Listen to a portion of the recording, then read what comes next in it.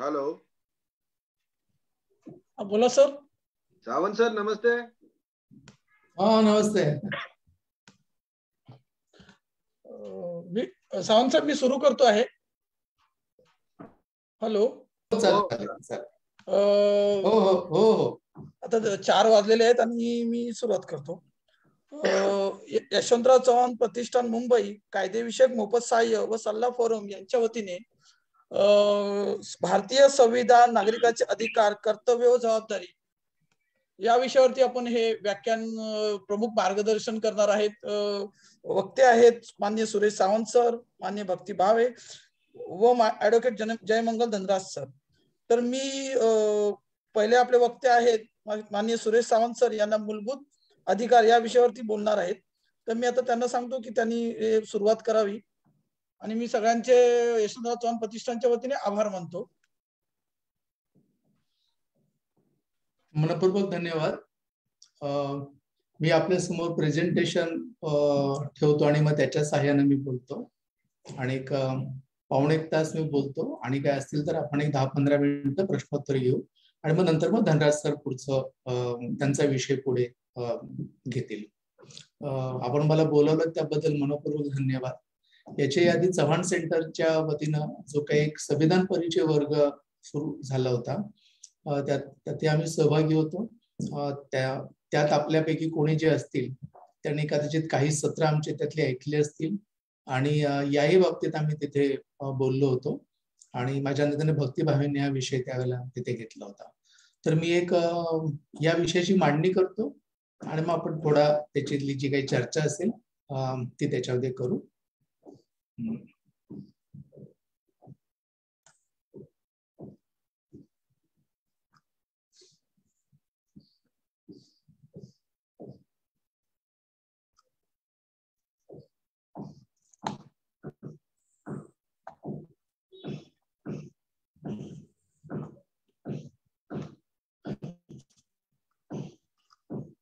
फक्त कोणीतरी मला एक सांगा की आता माझा आवाज नीट येतोय आणि दिसतंय का प्रेझेंटेशन? आवाज येतोय सर आणि प्रेझेंटेशन दिसतंय। Okay, thank you. आपण ज्याला माझे प्रेझेंटेशन खरं हे मराठीत नाही हिंदीमध्ये आहे। एका हिंदी सत्रासाठी केलं होतं त्यामुळे तेव्हा तसंच ते राहिले। पण मी बोलणार आहे मराठीतून। ज्याला आपण मूलभूत अधिकार असं म्हणतो हा सगळा प्रकार आधुनिक आहे। म्हणजे हा गेल्या 400-500 वर्षांच्या काळामध्ये जगात याबद्दलची चर्चा झाली। त्याच्या आधीचा जो काही सगळा काळ जो आहे राजेशाहीचा काळ आहे त्याच्या आधीचा जुना जो सगळा काळ आहे या सगळ्या काळामध्ये माणसाचा काहीतरी एक अधिकार असतो, तो त्याला काहीतरी जन्मता असतो अशी काही कल्पनाच नव्हती। माणूस आहे त्याच्या सगळ्या काही जगण्याची इति कर्तव्यता किंवा सार्थक हे शेवटी त्या स्वर्गातल्या पित्याला शरण जाणं असेल किंवा ईश्वराला शरण जाणं असेल आणि त्याच्यासाठी म्हणून जे काय असेल ते आयुष्य इथले व्यतीत करायचं। म्हणजे आपण काहीतरी पाप केलं आणि ह्या पृथ्वीवरती जन्माला आलोय आणि अंतिमतः आपल्याला जायचंय त्या परमपित्याकडे किंवा परम ईश्वराकडे, परमेश्वराकडे आणि तेच आपलं अंतिम ठाण आहे। आणि ते जाण्यासाठी आपण जे काही कर्तव्य धर्मांना घालून दिलेले आहेत ते आपण या काही जगामध्ये भौतिक जगामध्ये ते आपल्याला पाळायचे आहेत। आणि त्याच्यामुळे माणसाचा अधिकार आहे, माणसाचं जगणं, ते सुखी, ते आनंदी होणं ही कल्पना तिथे नव्हती। हे जेव्हा आधुनिक जे सगळे संघर्ष जे लोकशाहीचे झाले, ज्याला आपण फ्रान्सची राज्यक्रांती म्हणू, इंग्लंडची राज्यक्रांती, अमेरिकेची राज्यक्रांती, यातनं हे सगळे जे काही मुद्दे जे आहेत माणसाच्या अधिकारांचे हे विकसित झाले।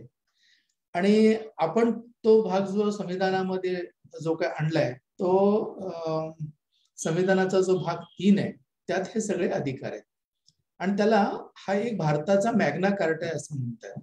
हा मॅग्ना कार्टा काय तर ते अधिकारपत्र, त्याची एक थोडीशी अशी भाग आहे त्याचा की इंग्लंडमध्ये पूर्वी म्हणजे 13व्या शतकामध्ये त्यावेळच्या सम्राटांना नागरिकांना एक काहीतरी मूळ अधिकार दिले। अर्थात तिथे त्याची सुरुवात झाली प्रत्यक्ष जो इंग्लंडची राज्यक्रांती झाली आहे, बिल ऑफ राईट्स किंवा काय जो अधिकारांचा जो काही जाहीरनामा तो जेव्हा आलेला आहे, फ्रान्समध्ये जेव्हा एक फंडामेंटल राईट्स मूलभूत अधिकारांची म्हणजे घोषणा झाली आहे, अमेरिकेने त्यांच्या राज्यघटनेत ती सगळे आणली, यावेळेला खरं त्याचा विकास झालेला आहे. पण अगदी प्रारंभ बघायचा तर इंग्लंडच्या राजाने हे अधिकारपत्र दिलं तर त्याला मॅग्ना कार्टा असं म्हणतात. संयुक्त राष्ट्रसंघानं ह्या माणसांच्या अधिकारांचं मूलभूत अधिकारांचा ची घोषणा केली आहे. आता हे जे सगळे जे काही अधिकार जे आहेत हे कशासाठी आहे तर माणसाच्या विकासासाठी, माणसाच्या प्रतिष्ठेच्यासाठी, त्याला या सगळ्या निर्णय प्रक्रिया स्वतः त्याच्यात त्याला काहीतरी भाग घेता यावा अशासाठीचे म्हणून हे अधिकार आहेत. आपल्याकडे भारतात ते येताना इंग्रजांशी जो आपला संघर्ष झाला त्यावेळेला आणि इंग्रजांशी राजकीय स्वातंत्र्याचा संघर्ष चालू असताना सामाजिक सुधारणांची चळवळ आपल्याकडे जोरात होती. या दोन्ही चळवळींच्या मधून जी मूल्य पुढे यायला लागली त्यातनं माणसांच्या अधिकारांची चर्चा सुरू झाली. तर घटनेत 46 ते 49 हा जो काय 3 वर्षांचा काळ जो आहे, 2 वर्षे 11 महिने 18 दिवस किंवा 17 दिवस, तिथेच मूलभूत अधिकार जन्माला आले असं नाही. तर आपला हा जो सगळा जो संघर्ष जो काही सुरू होता त्या संघर्षाच्या मध्ये या अधिकारांबद्दल बोललं जात होतं, मागण्या केल्या जात होत्या. मी तुम्हाला कराची काँग्रेसची एक स्लाइड ठेवली आहे की जिथे मूलभूत अधिकारांचा ठराव संमत झाला. पण त्याच्या आधी 1928 साली मोतीलाल नेहरू म्हणजे पंडित जवाहरलाल नेहरूचे वडील त्यांना एक संविधानाचा आराखडा बनवायला सांगितलेलं होतं. अर्थात देशाला काही स्वातंत्र्य लगेच मिळणार नव्हतंच आहे, पण देश पुढे कसा असेल, आम्ही तो कसा चालवू याबद्दलच्या चर्चा ह्या काँग्रेसच्या अधिवेशनांच्या मध्ये, राष्ट्रीय सभेच्या अधिवेशनांच्या मध्ये सातत्यानं सुरू होत्या.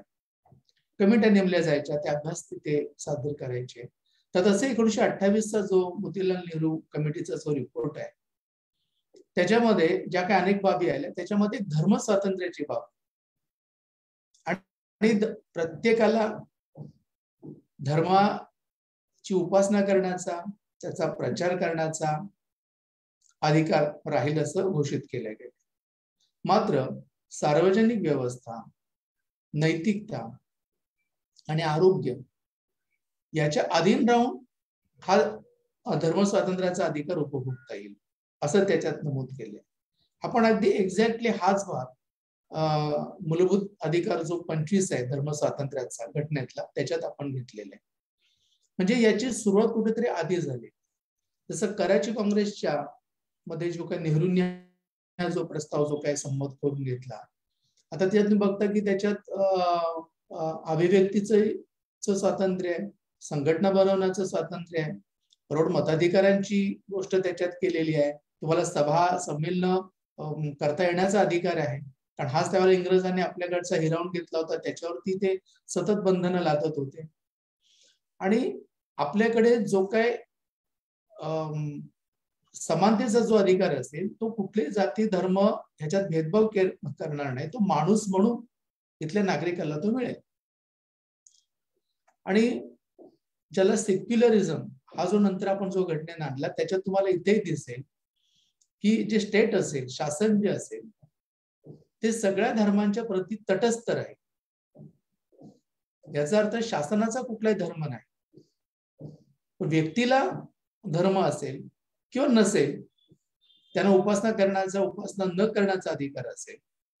आणि हे जे धर्म स्वातंत्र्य आहे ते जसं आधी आपण म्हटलं तसं तो सार्वजनिक व्यवस्था, सामाजिक नैतिकता आणि आरोग्य याच्या अधीन राहून तो तुम्हाला पाळता येईल.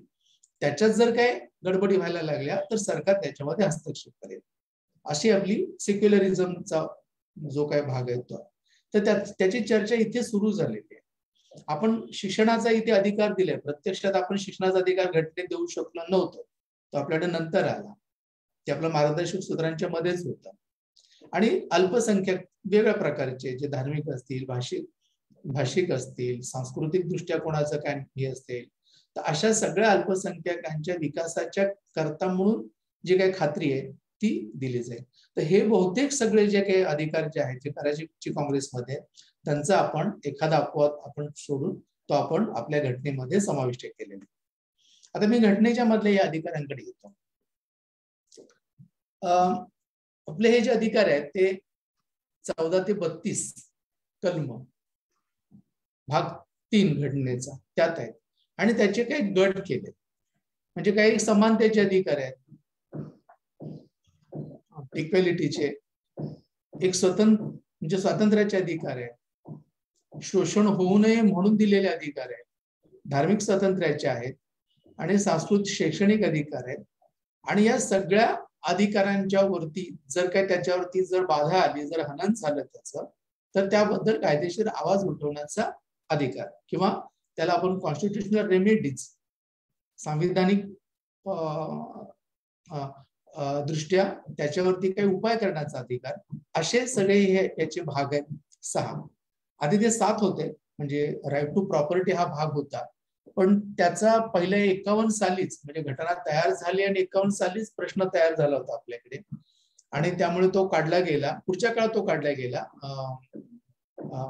78 साली, पण 51 साली त्याच्यामध्ये जी दुरुस्ती केली गेली, म्हणजे प्रश्न असा त्याच्यात आला होता की संपत्तीचा माझा अधिकार आहे. आता इथे सरकारला जर विकासाच्या साठी ही जर जमीन ताब्यात घ्यायची असेल काही प्रकल्पाच्यासाठी, तर ती ताब्यात घेताना त्याचं कॉम्पेन्सेशन सरकार देणार आहे, पण माझा तो जर मूलभूत अधिकार आहे तर मी सांगेन की मी देणारच नाही जमीन, मग काय करायचं. आणि त्यामुळे विकासामध्ये असे अडथळे काही ठिकाणी तयार व्हायला लागले या राईट टू प्रॉपर्टीच्या मुळे. आणि म्हणून एक ज्याला त्याला कॉम्पेन्सेशन देऊ, सरकार ते ताब्यात घेऊ शकतं, अशा रीतीची एक सुधारणा पहिल्यांदा 51 साली झाली. आणि 78 साली तर ते पूर्णपणे तो अधिकार तिथून उचलून काढून तो एक 300व्या कलमात घातला गेला घटनेच्या अनुच्छेद 300 मध्ये, आणि तो आता केवळ एक तुमचा कायदेशीर अधिकार तयार झाला. आता तो कॉन्स्टिट्युशनल ज्याला घटनात्मक असा अधिकार जो आहे किंवा मूलभूत अधिकार असा तो म्हणजे राहिलेला नाहीये, कारण विकासाच्या अनेक योजनांच्या साठी ते करणं त्यावेळेला गरजेचं होतं. हे अधिकार जसे नागरिकांना आहेत, म्हणजे जे अधिकृत नागरिक देशाचे, त्याप्रमाणे देशात अधिकृत नसलेले किंवा पाहुणे म्हणून आलेले वेगवेगळ्या कारणाने इथे जे कोणी लोक जे राहतात त्यांनाही मूलभूत अधिकार आहेत. फक्त काही त्याच्यामध्ये त्यांनी त्याच्यात भेद केलेला आहे की 15, 16, 19 आणि 29 आणि 30 हे जे काय अधिकार आहेत ते नागरिक नसलेल्यांना मिळणार नाही. म्हणजे एखादा परदेशी पाहुणा आहे तर त्याला पण अभिव्यक्तीचं स्वातंत्र्य ज्या प्रकारे आपण काय नागरिकांना देऊ तसं दिलं जाणार नाही. मात्र कलम 21 चा अधिकार त्याला आहे की जो जगण्याचा अधिकार आहे, आणि त्याच्यामध्ये एक अभिव्यक्ती स्वातंत्र्याचा भाग आहे, वैयक्तिक स्वातंत्र्याचा भाग आहे. त्याच्या अंतर्गत त्याला काही एक अभिव्यक्तीचं स्वातंत्र्य नक्की त्याला मिळणार आहे. तेव्हा असे काही त्याच्यातले जे काही बाबी आहेत ह्या नागरिक नसलेल्यांनाही मिळणार आहेत. आता आपण समतेच्या अधिकारांच्या बद्दल एक बोलूया. समतेच्या अधिकारांच्या मध्ये ज्याला की कायद्यानं सगळ्यांना समान संरक्षण आणि कायद्या पुढे सगळे समान, म्हणजे कायद्या पुढे सगळे समान आणि कायद्याचं समान संरक्षण हा या अधिकारांचा मुख्य त्याच्यातला काही भाग आहे. मग ते तुमची जात, धर्म, प्रदेश, काय भाषा हे तुमचे भेद त्याच्यावर नक्की, तुमचं जन्माचं स्थान काय त्याच्यावरनं भेदभाव केला जाणार नाही. आता या अधिकारांच्या मध्ये काही अपवाद आहेत आणि हे अपवाद जे आहेत ते वास्तविक हे अधिकार नीट रीतीने मिळावेत यासाठीच आहे. उदाहरणार्थ आरक्षण. आता कलम 15 आणि 16 याच्यात भेदभाव केला जाणार नाही, म्हणजे कॉलेजच्या प्रवेशांच्या मध्ये आणि 16 मध्ये सरकारी नोकऱ्यांच्या मध्ये. पण मग आरक्षणाचं काय करायचं?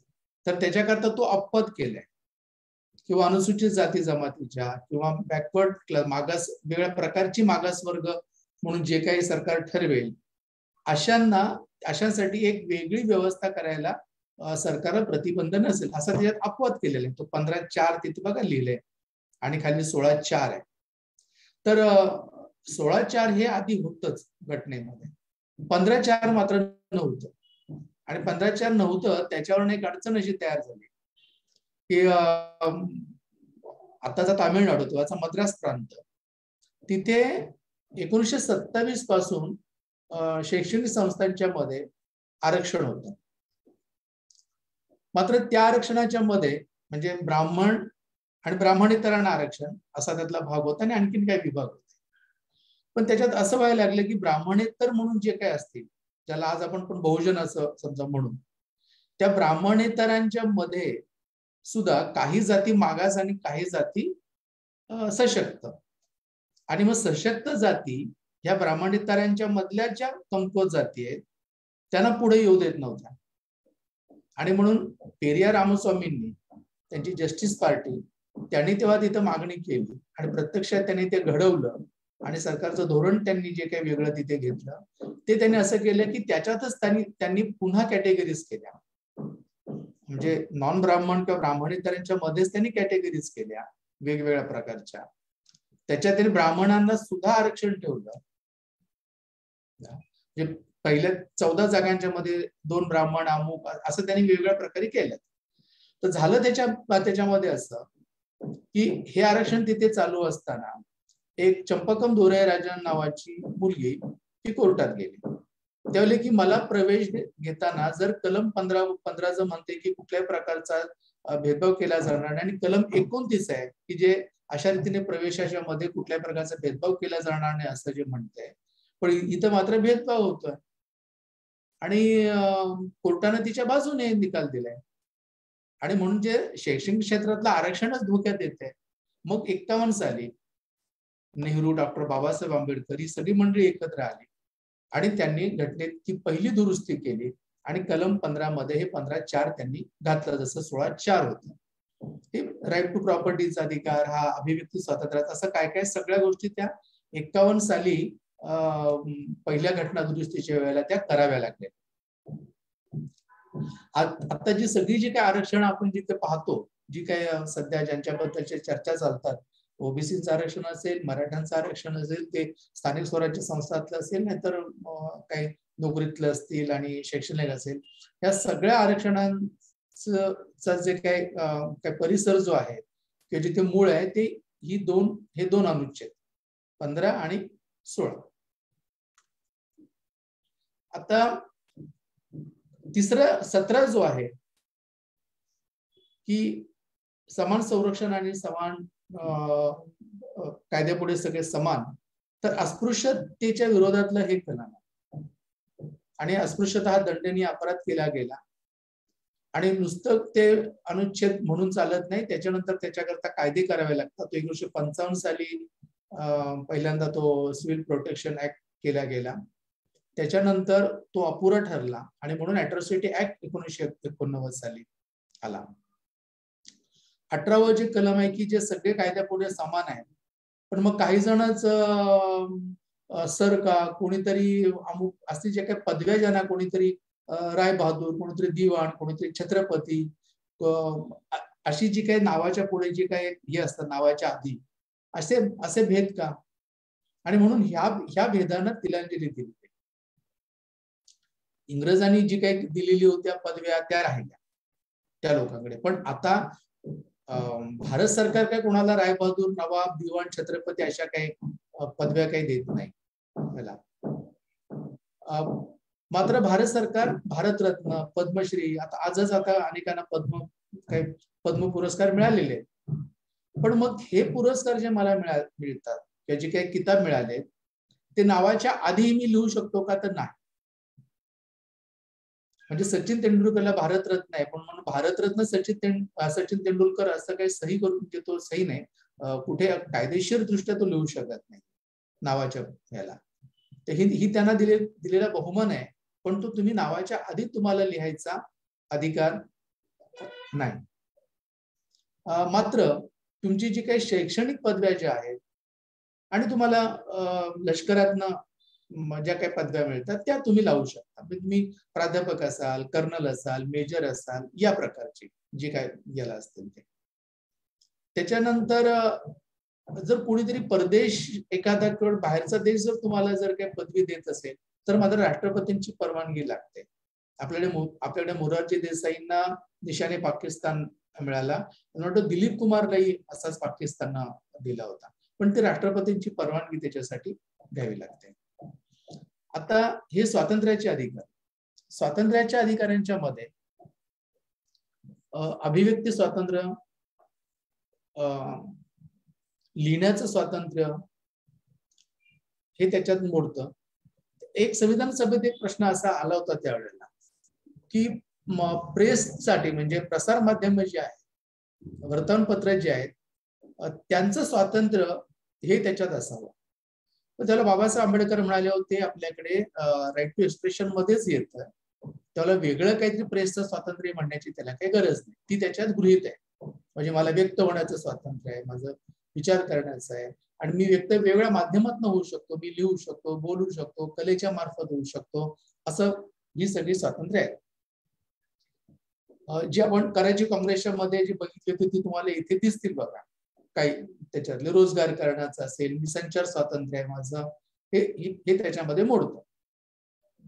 अर्थात त्याच्यामध्ये तुम्ही कधी भारताच्या सुरक्षिततेच्या संबंधातच प्रश्न तयार होतोय, त्याच्या सार्वभौमतेच्याबद्दल प्रश्न तयार होतोय, परदेशांशी जे काही संबंध आहेत राष्ट्रांचे त्याच्यात काहीतरी त्यातनं बखेडा होऊ शकेल, एकूणच सार्वजनिक व्यवस्थेला काहीतरी अडथळा येऊ शकेल, न्यायालयाचा अवमान होऊ शकेल, तर अशा बाबतीत मात्र या स्वातंत्र्याला काही बंधनं घातली जातील असं त्याच्यामध्ये जे गृहीत आहे. आता अलीकडच्या काही घटना आपण बघूया की ज्या घटनांच्या मध्ये याचं काय झालं. 2011ला असीम त्रिवेदी, त्यावेळेला अण्णा हजारेंचं आंदोलन जोरात चालू होतं आणि त्यांनी काही कार्टून्स काढले होते जी तुम्हाला इथे दिसतील की ज्याच्यात संसद कमोड सारखं दाखवलंय, वेगवेगळ्या प्रकारे त्याच्यात त्यांनी केले. तेव्हा मग हा एक प्रकारे संसदेचा म्हणजेच राष्ट्राचा अवमान आहे आणि हा राजद्रोह आहे, सेडिशन आहे, आणि म्हणून याला 124A हा जो काय आपल्याकडे राजद्रोहाचा जो काही कायदा आहे जो ब्रिटिशांच्या काळात केला गेला तो आजही आपल्याकडे तो चालू आहे. तर यांच्या खाली याच्यावरती कारवाई म्हणून त्यांना अटक केली गेली. नंतर त्यांना निर्दोष मुक्तता झाली. त्याचं कारण आपल्याकडच्या अभिव्यक्ती स्वातंत्र्याच्या मध्ये अशा रीतीनं व्यंगचित्र काढणं हे हा त्याच्या अभिव्यक्तीचा आविष्कार आहे. त्यामुळे हे स्वातंत्र्य त्याला आहे असं आपल्याकडनं न्यायालयाने सांगितलं. तुम्हाला आठवते की आपल्याकडे अनन्या नावाची एक मुलगी हैदराबादला ओबीसींची सभा होती आणि तिथे तिने पाकिस्तान जिंदाबाद अशी तिने घोषणा दिली. तिने फक्त पाकिस्तान जिंदाबाद नाही म्हटलं, तिने अनेक देशांना जिंदाबाद म्हटले आणि तिने फेसबुकवरती पण अनेक देशांना जिंदाबाद म्हटले. पण पाकिस्तान जिंदाबाद याने सगळे लोक इतके तिथे लोक शहारले की खुद ओवेसींची सहित सगळ्यांनी तिला बोलायला तिथे बंदी केली. 17 वर्षांची मुलगी स्टेजवर येऊन ती घोषणा देते, तिला अटकाव केला गेला आणि तिच्यावरती सुद्धा राजद्रोहाचा खटला बनला. ती बराच काळ आतमध्ये होती, नंतर तिला जामीन मिळाला. आता या मुलीनं अशा रीतीने पाकिस्तान जिंदाबाद म्हणणं हा तिचं अभिव्यक्ती स्वातंत्र्य आहे, तिचं विचार स्वातंत्र्य आहे. जगातले आपण सगळं जय जगत विनोबांनी म्हटलेलं आहे, तेव्हा जय जगत मध्ये सगळ्या देशांचं देश जिंदाबाद, ते आबाद होऊ देत, तिथले लोक सुखी होवत, अशी जर कामना केली तर त्याच्यात गैर काय. पण आपल्याकडे पाकिस्तान हा शत्रू देश असं एकदा जाहीर केल्यामुळे आपली मानसिकता त्याबद्दलची अशी आहे की शत्रू देशाचं जिंदाबाद आपण म्हणणं म्हणजे आपल्या देशाशी गद्दारी करणं, ही आपली मानसिकता झाली. आणि ही संकुचित मानसिकतेला घटना परवानगी देत नाही किंवा घटना करणाऱ्या लोकांच्या मनामध्ये जो एक व्यापकता जी काही होती त्याला अवकाश नाही. पण तरीही आपल्याकडे अलीकडे हे घडायला लागलेलं आहे, ते आपण होऊ देता का? ही जी दिशा रवी नावाची जी मुलगी आहे, मला टूल किटचं प्रकरण शेतकऱ्यांच्या आंदोलनाच्या वेळेला आठवत असेल. ते टूल किटच्या वेळेला हे टूल किट जणू काय देशाच्या विरोधामधलं कारस्थान काहीतरी आहे. म्हणजे ग्रेटा ती जी मुलगी जी म्हणजे पर्यावरणासाठी जी झगडते युरोपमधली, तिच्यासाठी म्हणून हिनं काही एक हे टूल किट केलं आणि हे टूल किट म्हणजे देशाच्या विरोधातलं कारस्थान. आता लक्षात घ्या, टूल किट याचा अर्थ आपण एखादा कार्यक्रम करतो, एखादं आंदोलन करायचंय, त्याच्यासाठी जी योजना आपण आखतो, काही सूचना त्याच्यामध्ये आपण बघतो की असं पोस्टर करायचंय, अमुक करायचंय, हे टूल किट. तर या टूल किटनं देशाला काय धोका तयार झाला असा, पण तरी तिला अटक झाली. आता ह्या ज्या काही कोवळ्या मुलांना ज्या रीतीनं अटक करून राजद्रोहाच्या आरोपाखाली, की जो आरोप टिळकांच्या वरती होता, जो गांधीजींच्या वरती होता, अशा आरोपांच्या खाली जेव्हा तुम्ही त्यांना अटक करता आणि आत घालता, तेव्हा त्यांना देशाच्या आत्ताच्या एकूण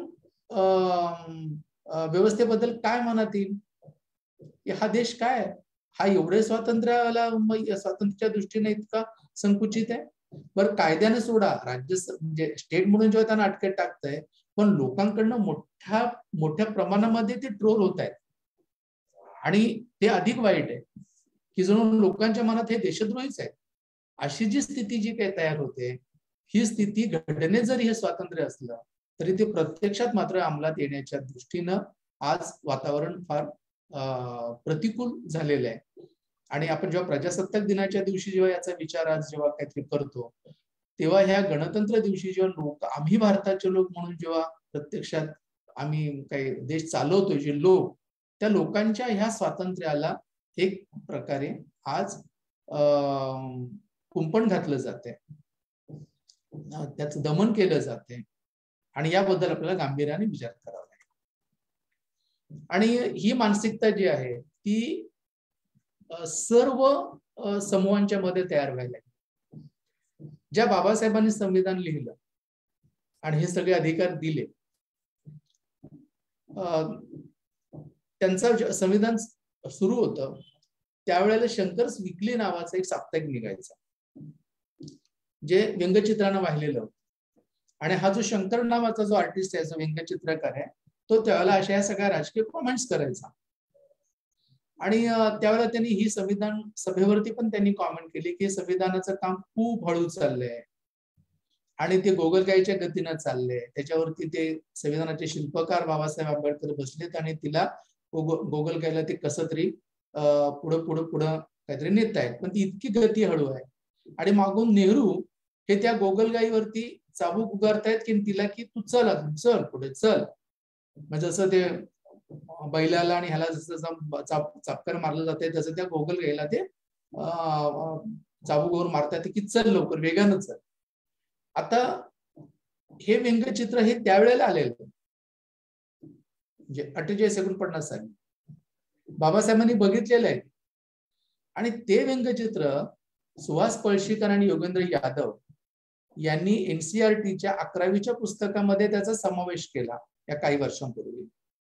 आणि ते आंबेडकरी म्हणवणाऱ्या काही मंडळींच्या ते नजरेसमोर आलं आणि त्यांना वाटलं की हा बाबासाहेबांचा अपमान आहे की हे नेहरू चाबूक बाबासाहेबांच्यावरतीच मारताय, किंवा अशा रीतीनं बाबासाहेबांना तिथे गोगलगाईवरती बसवून दाखवणं हेच मुळात बाबासाहेबांचा अपमान आहे.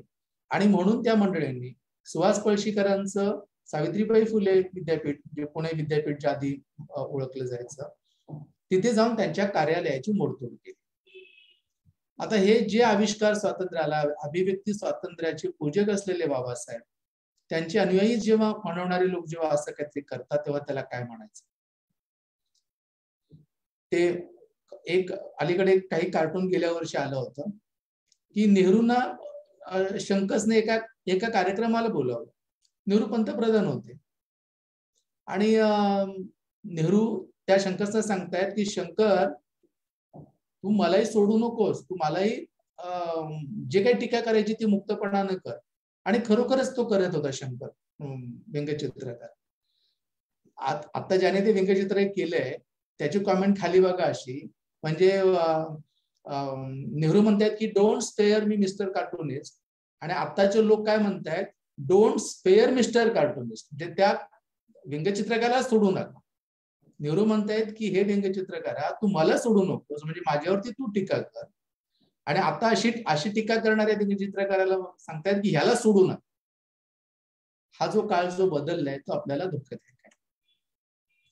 तस्लिमा नसरीन बद्दल MIMच्या लोकांनी ते औरंगाबादला आलेली असताना निदर्शनं केली. निदर्शनं ठीक आहे की तुम्हाला तस्लिमा नसरीनचं म्हणणं पटत नाही, तिने पैगंबरांच्यावरती टीका केलेली आहे आणि म्हणून तिला आम्ही विरोध करू, पण तिला मी तिथे फिरूच देणार नाही, वेरूळच्या लेण्यात जाऊच देणार नाही, असं जे काही केलं गेलं आणि तिला विमानतळावरूनच सरकारनं पुन्हा माघारी दिल्लीला आणलं.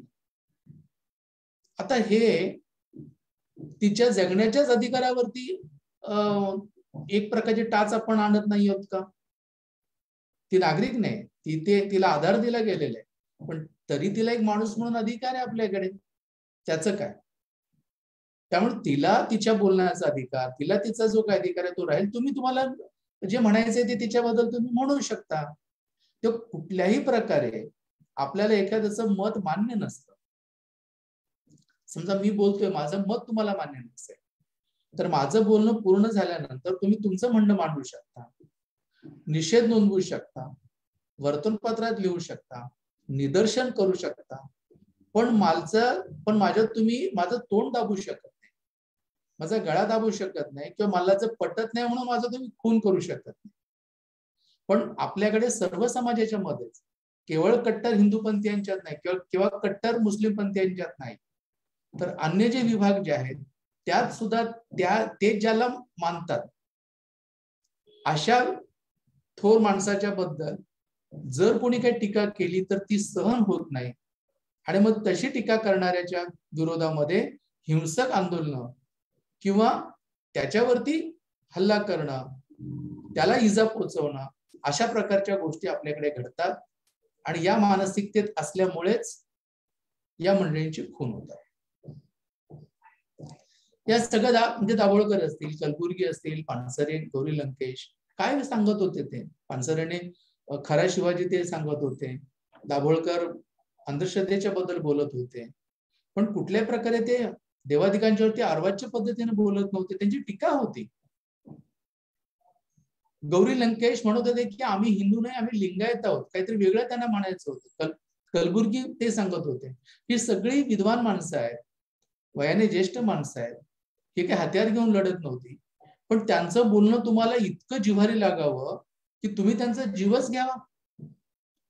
ही जी मानसिकता जी काही तयार होते ती तयार व्हायला आपणही एनकेन प्रकारे त्याला कारण ठरतो. कारण आपल्याला हे मान्य नसतं की मी ज्याला मानतो त्याच्यावर ती झालेली टीका मला सहन होणार नाही. या मानसिकतेतून आपण बाहेर यायची गरज आहे, तर हे खून रोखले जातील. अजूनही यांचे गुन्हेगार सापडत नाहीयेत, सापडले ते अर्धवट आहेत, अजून त्यांची खात्री नाही. हे जे सगळं जे होते त्याचं कारण काय? त्याचं कारण समाजामध्ये अशा मारेकऱ्यांना एक आधार मिळतो, आणि तो आधार मिळताना ही मानसिकता असते की आमच्या धर्माच्या विरोधात तुम्ही बोलायचं नाही. आणि म्हणून हे खुनी अजूनही मोकळे सुटतायत, आणि कधी सापडतील की नाही काय सांगता येत. अनुच्छेद मी सगळ्याच अनुच्छेदांच्या बद्दल बोलेन असं नाही. म्हणजे आता अनुच्छेद जो 20 आहे तो जर काय एखाद्याला जर काही सजा झाली तर ती एका अपराधाला ती एकच सजा असेल, त्यावेळच्या कायद्याप्रमाणे होईल, त्याच्या मागच्या किंवा पुढच्या कायद्याचा हवाला देऊन ती होणार नाही. तसंच तू खून केलास का सांग, आणि मी हो म्हटलं की तो पुरावा ग्राह्य धरला जाणार नाही. अशा रीतीचं अनुच्छेद 20 आहे. 21 जो तो खूप महत्वाचा आहे, ते जगण्याचा अधिकार आहे, आणि त्याची व्याप्ती हळूहळू वाढत गेलेली. त्याच्यात आम्ही सुद्धा जे कोणी चळवळ करणारे लोक आहोत त्याही मंडळींनी समजा अन्नाच्या अधिकाराचा मुद्दा घेऊन रेशनच्या चळवळीमध्ये मी होतो बरीच वर्षे, त्या सगळ्या चळवळींच्या मध्ये आम्ही याच कायद्याचा, या कलमाचा आधार घेतला आणि अन्नाचा अधिकार त्याच्यात घातला, काही वैयक्तिक स्वातंत्र्याचे अधिकार त्याच्यात घातले, पर्यावरणाचा काहीतरी अधिकार त्याच्यात यावा म्हणून घातले, किंवा राईट टू प्रायव्हसीचा त्याच्यामध्ये घालण्याचा प्रयत्न केलेला आहे.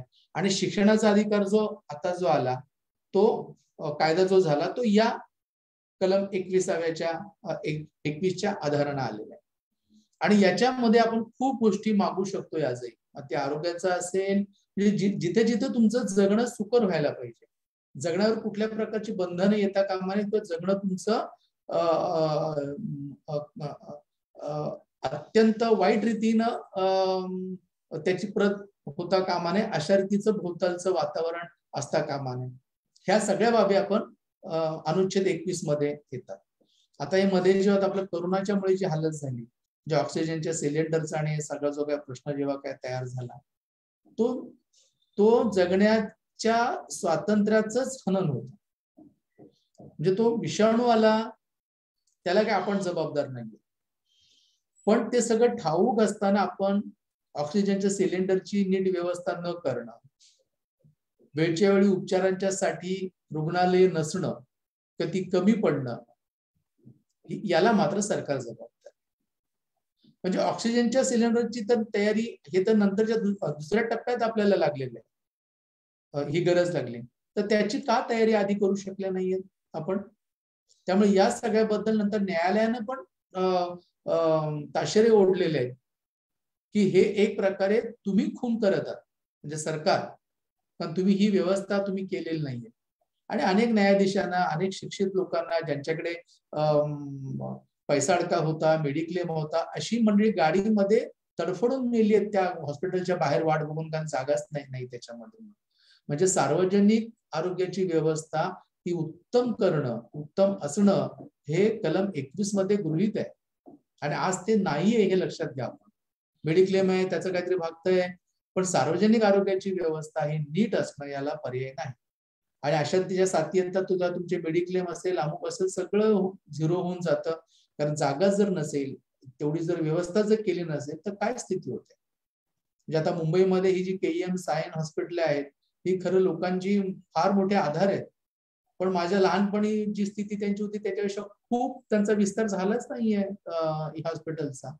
त्या रीतीची हॉस्पिटल आता 10-10, 20-20 व्हायला पाहिजे होती, तर लोकांची काहीतरी व्यवस्था झाली असती, पण ती झालेली नाहीये. या सगळ्या गोष्टींकडे आपलं लक्ष वेधलं गेलं पाहिजे. या आजच्या दिवशी, गणतंत्र दिनाच्या दिवशी, आपण ह्या सगळ्याचा हिशेब घेणं आवश्यक आहे.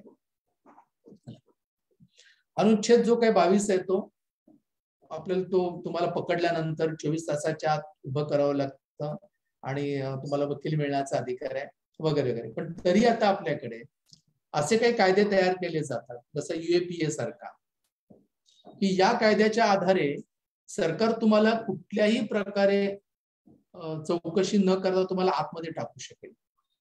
काही जामीन तुम्हाला लवकर मिळणार नाही. आता आजही आपल्याकडे वेगळ्या प्रकारे राजद्रोह असेल, UAPA असेल, फलाने असतील, याच्या खाली जे काही लोकांना अटक केलं जातं, आता हे आनंद तेलतुंबडे पासून जे काही ज्यांना अटक झाली आहे, सुधा भारद्वाज आता 3 वर्षानंतर म्हणजे बाहेर आल्या, त्या आता मुंबईतच आहे, त्यांना मुंबई सोडून त्यांना जायचं नाही, तिथे त्यांना हजेरी लावावी लागते. आता तुम्ही त्यांच्यावरचं काय, म्हणजे त्यांचा गुन्हा काय?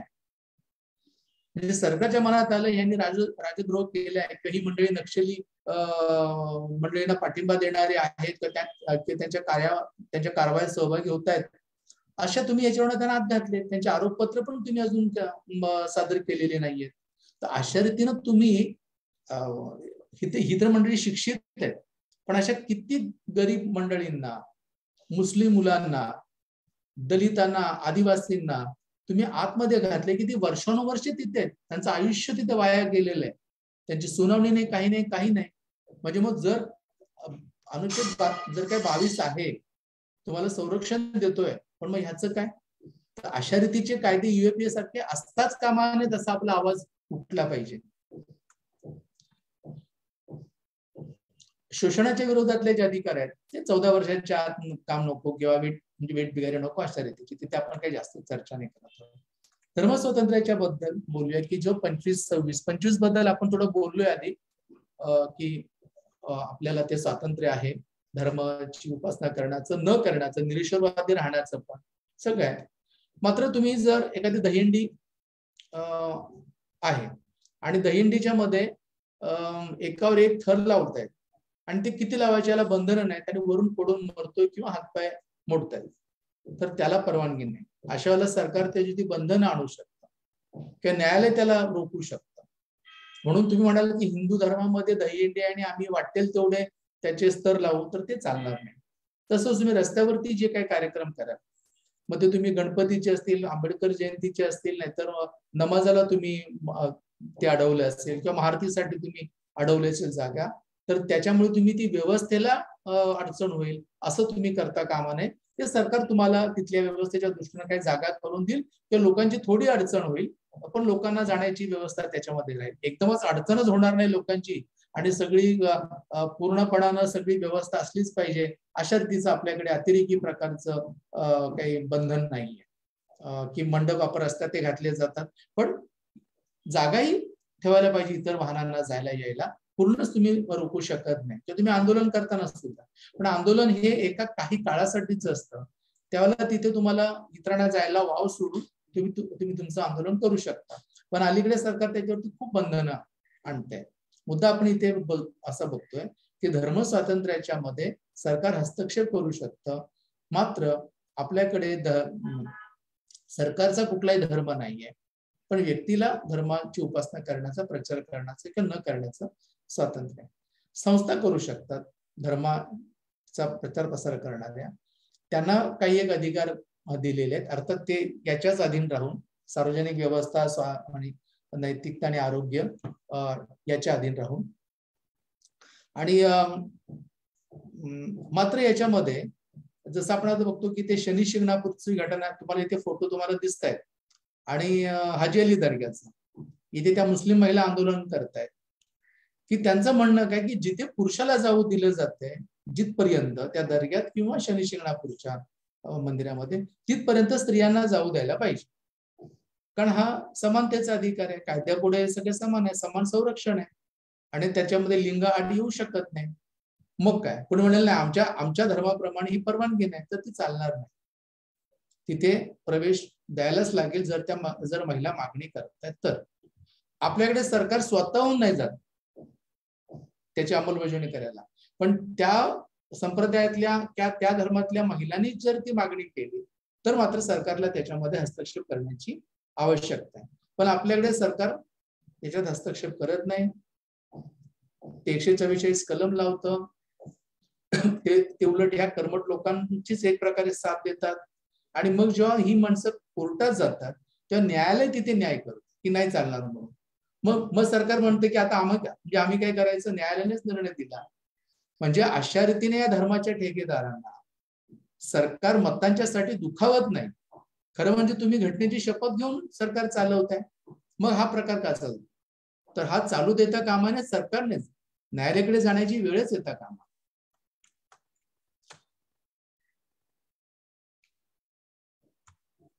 आता इथं तुम्हाला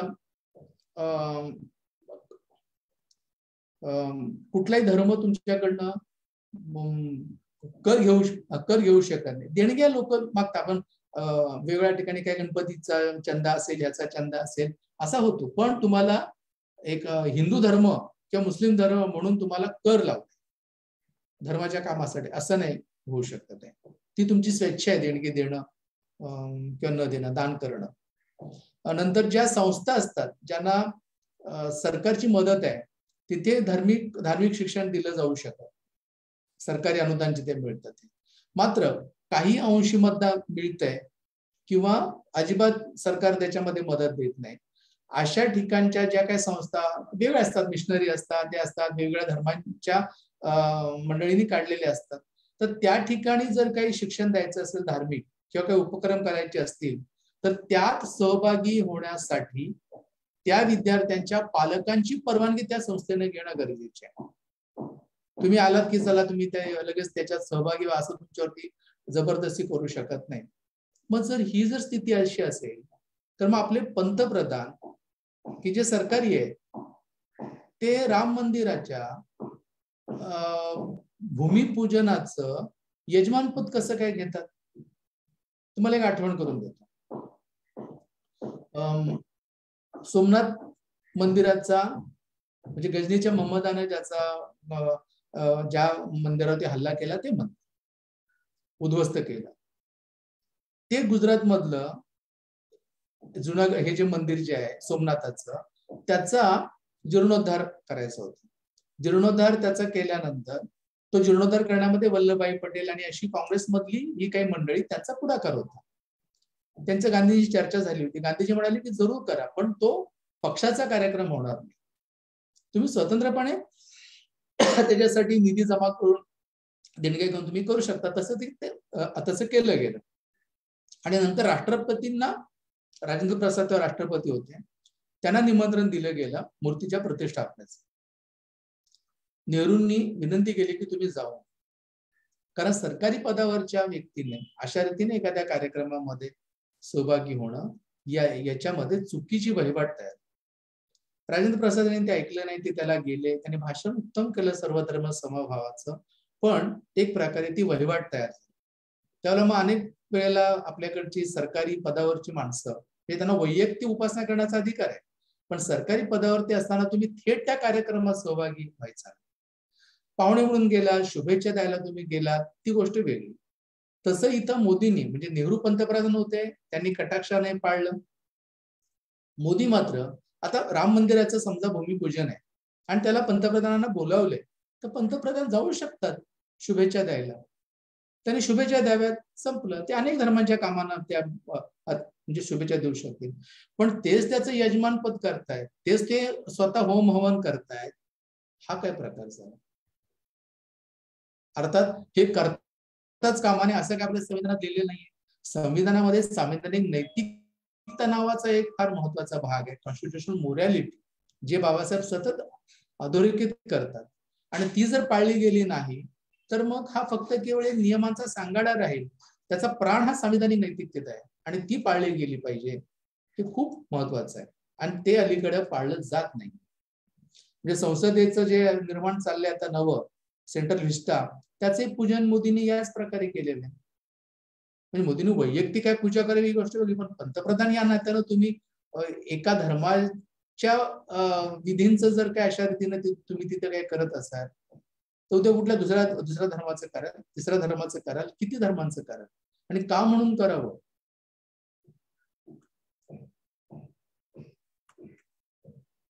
सांस्कृतिक अधिकाऱ्यांच्या जात नाही, ते तुम्हाला वेगळ्या प्रकारे तिथं अधिकार दिलेत भाषेचे, तुम्ही हे करू शकता. त्या संस्थांच्या मध्ये जिथे अशा शाळा काढल्या जातात किंवा संस्था कॉलेज तिथे 50% हे त्या अल्पसंख्यत्व ज्यांचं आहे त्यांच्यासाठी राखीव असतात. म्हणजे केवळ धर्म नाही, म्हणजे भाषा म्हणून सुद्धा. म्हणजे आता हिंदी भाषिक विद्यालय जी आपल्याकडे मुंबईमध्ये आहेत, त्यांना अल्पसंख्याचा दर्जा आणि तिथे 50% हिंदी भाषिकांसाठी राखीव जागा असतात. आणि हा जो शेवटचा 32वा की तो तुम्हाला माहितीये की जर माझं जर उल्लंघन झालं मूलभूत अधिकारांचं, तर मला हे हेबियस कॉर्पस वेगळ्या प्रकारे त्याच्यातले त्या अधिकाऱ्यांची नाव आहेत किंवा रीट आहेत, ते तुम्हाला सुप्रीम कोर्टामध्ये जाता येतं.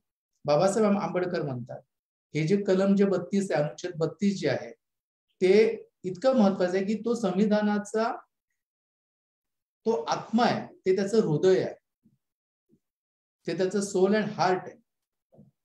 कोणतं? 32. आणि आता रामण्णा नावाचे सरन्यायाधीश आले, ते बऱ्यापैकी पुढाकार घेतात, ते चांगलं आहे. पण याच्या आधीचे जे बोबडे जे होते ते असं म्हणत होते की ह्या अधिकाऱ्यांच्या करता खूप आमच्याकडे रीट येत आहेत आणि मग ते सगळं करायला खूप वेळ जातोय, तेव्हा आम्ही त्याला प्रतिबंध करतोय किंवा त्याला आम्ही त्याला उद्युक्त लोक होऊ नयेत हे करायला, यासाठीच्या उपाययोजना करतोय. म्हणजे त्यामुळे कलम 32 मध्ये जो काही अधिकार आहे त्याच्यामध्ये आम्ही कपात करण्याचा प्रयत्न करतो आहोत, असं बोबडे म्हणाले. म्हणजे एक सरन्यायाधीश म्हणतात की अशा रीतीनं, आणि बाबासाहेब म्हणतात की तो त्याचा प्राण आहे म्हणून, तो आत्मा आहे, हृदय आहे. हे कसं काय? तर सर्वोच्च न्यायालय सुद्धा काय प्रकारे विचार करणार आहे या सगळ्या आताच्या काळात? कित्येक बाबतीत सर्वोच्च न्यायालयाने काही चांगले त्यांनी जरूर हस्तक्षेप केले, पण बाबरी मस्जिदचा निर्णय देताना तो ज्या रीतीने दिला गेला आहे, हे माझं वैयक्तिक मत म्हणजे असू शकतं, तो त्याचा असेल. किंवा तुम्ही एखाद्याला तुम्ही उचलून ताबडतोबीनं त्याचा निकाल तुम्ही करता, त्याला जामीन देता. पण मागच्या लोकांना मात्र तुम्ही अजून त्याचं काहीच केलेलं नाहीये. आरक्षणाचं तुम्ही आर्थिक आरक्षणाबद्दलची अजूनही तिथे पेंडिंग आहे, त्याला तुम्ही काहीच अजून हात लावलेला नाही. मराठा आरक्षणाचा मात्र तुम्ही ताबडतोबीने निर्णय देऊन टाकलेला आहे. तेव्हा हे जे सगळं कोर्टाचं जे काही सगळं सुरू असतं, किंवा अनेक लोक जेलमध्ये अजून आहे, त्याचा तुम्ही काही विचार त्याच्याबद्दलचा अजून करत नाहीये, त्यांच्या जामीन अर्जांचा किंवा त्याची सुनवाई करत नाहीये. सरकारला विचारत नाही की तुम्ही आरोपपत्र दाखल केली का नाहीत, का नाही केलेले, तर त्या आधारावरती त्यांना सोडून द्या, जामीन द्या. हे जे सर्वोच्च न्यायालयाने करायला लागतं, त्या सर्वोच्च न्यायालयाची भूमिका ही पूर्णपणाने आश्वासक आहे असं नाही. अलीकडचे काही निकाल त्यांचे आश्वासक आले. तेव्हा मी इथे थांबतोय. आम्ही जी संघटना जे काही हे सगळं काम करतो प्रचार प्रसाराचं, ते आम्ही संविधान संवर्धन समिती म्हणून आहोत. आम्ही उद्देशिकेमध्ये जी मूल्य आहेत त्यांच्या छोट्या पुस्तिका हिंदी मराठीमध्ये आम्ही तयार केल्या. जे उद्देशिकेच्या मध्ये जे शब्द आहेत ना, सार्वभौम, अमोघ, ह्याचा अर्थ काय, संदर्भ काय, आणि ते आम्ही लोकांना जाऊन समजवतो की उद्देशिका हा त्या संविधानाचं एक सार तत्व आहे, ते त्याचं तत्वज्ञान आहे. आणि ते आपल्या घरात लावलेलं असतं, ऑफिसमध्ये लावलेलं असतं, शाळांच्या अलीकडे म्हणून घेतलं जातं. तर तेवढं जरी लोकांच्या नीट पोहोचलं तर एक संविधान साक्षरता होऊ शकते. तेव्हा आजच्या या गणतंत्र दिवशी अशा रीतीने किमान संविधानाची साक्षरता आपण करायला हवी आहे. या दृष्टीने विचार करूया. आणि यशवंतराव चव्हाण जो लिगल फोरम आहे तो याच दृष्टीनं तो विचार करणार आहे. त्याच्याकरवी या सगळ्या कामांना अजून कशी काय गती देता येईल याचा त्यांनी विचार करावा. मी ते थांबतो. धन्यवाद.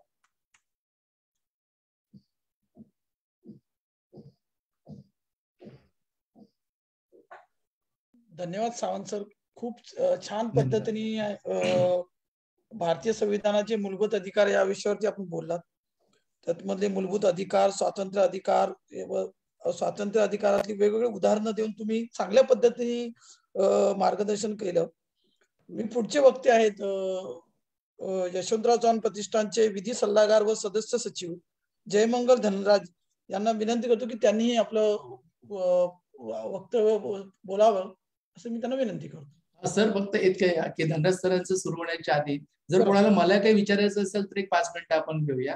मला एका कार्यक्रमासाठी जायचंय. मी आधीच म्हटलं होतं की मला 5 वाजता निघायला लागणार आहे एका कार्यक्रमासाठी. मी आता फेसबुक वरती बघितलं, अजून त्याच्यावरती कुठले प्रश्न आलेले नाहीये. बरं. इथे जे जमलेले आहेत त्यांना जर काही विचारायचं असेल तर कृपया विचारावे. हा, चालेल. काय विचारायचं विचारा, ना तर आपण मग थांबूया. मग धनराज सर बोलतील पुढे. बरोबर. मग मी निघेन. मग मी तुमची नक्की.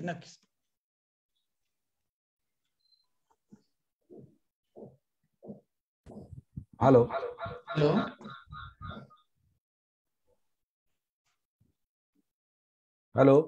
हा, बोला. माझा आवाज येतोय? येतोय. बरं, विश्वनाथजी जरा स्क्रीन शेअरिंगचा ऑप्शन मला एनेबल करून द्या. हो, करतो सर.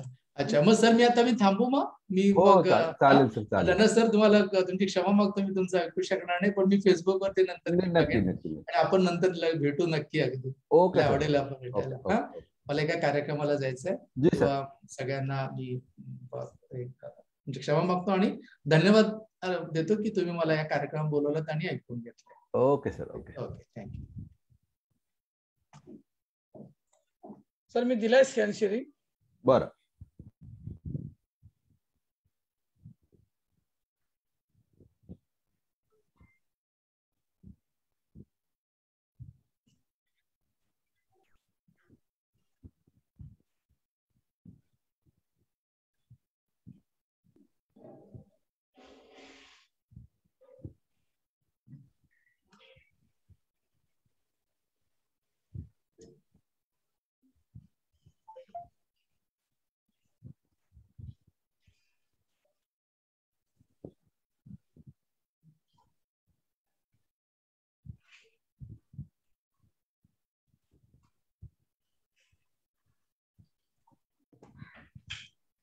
दिसतंय सर? हे मला कसं दिसेल? तुम्हाला तुमच्या स्क्रीनवरती दिसत नाहीये का आता? वेट. हा, ओके.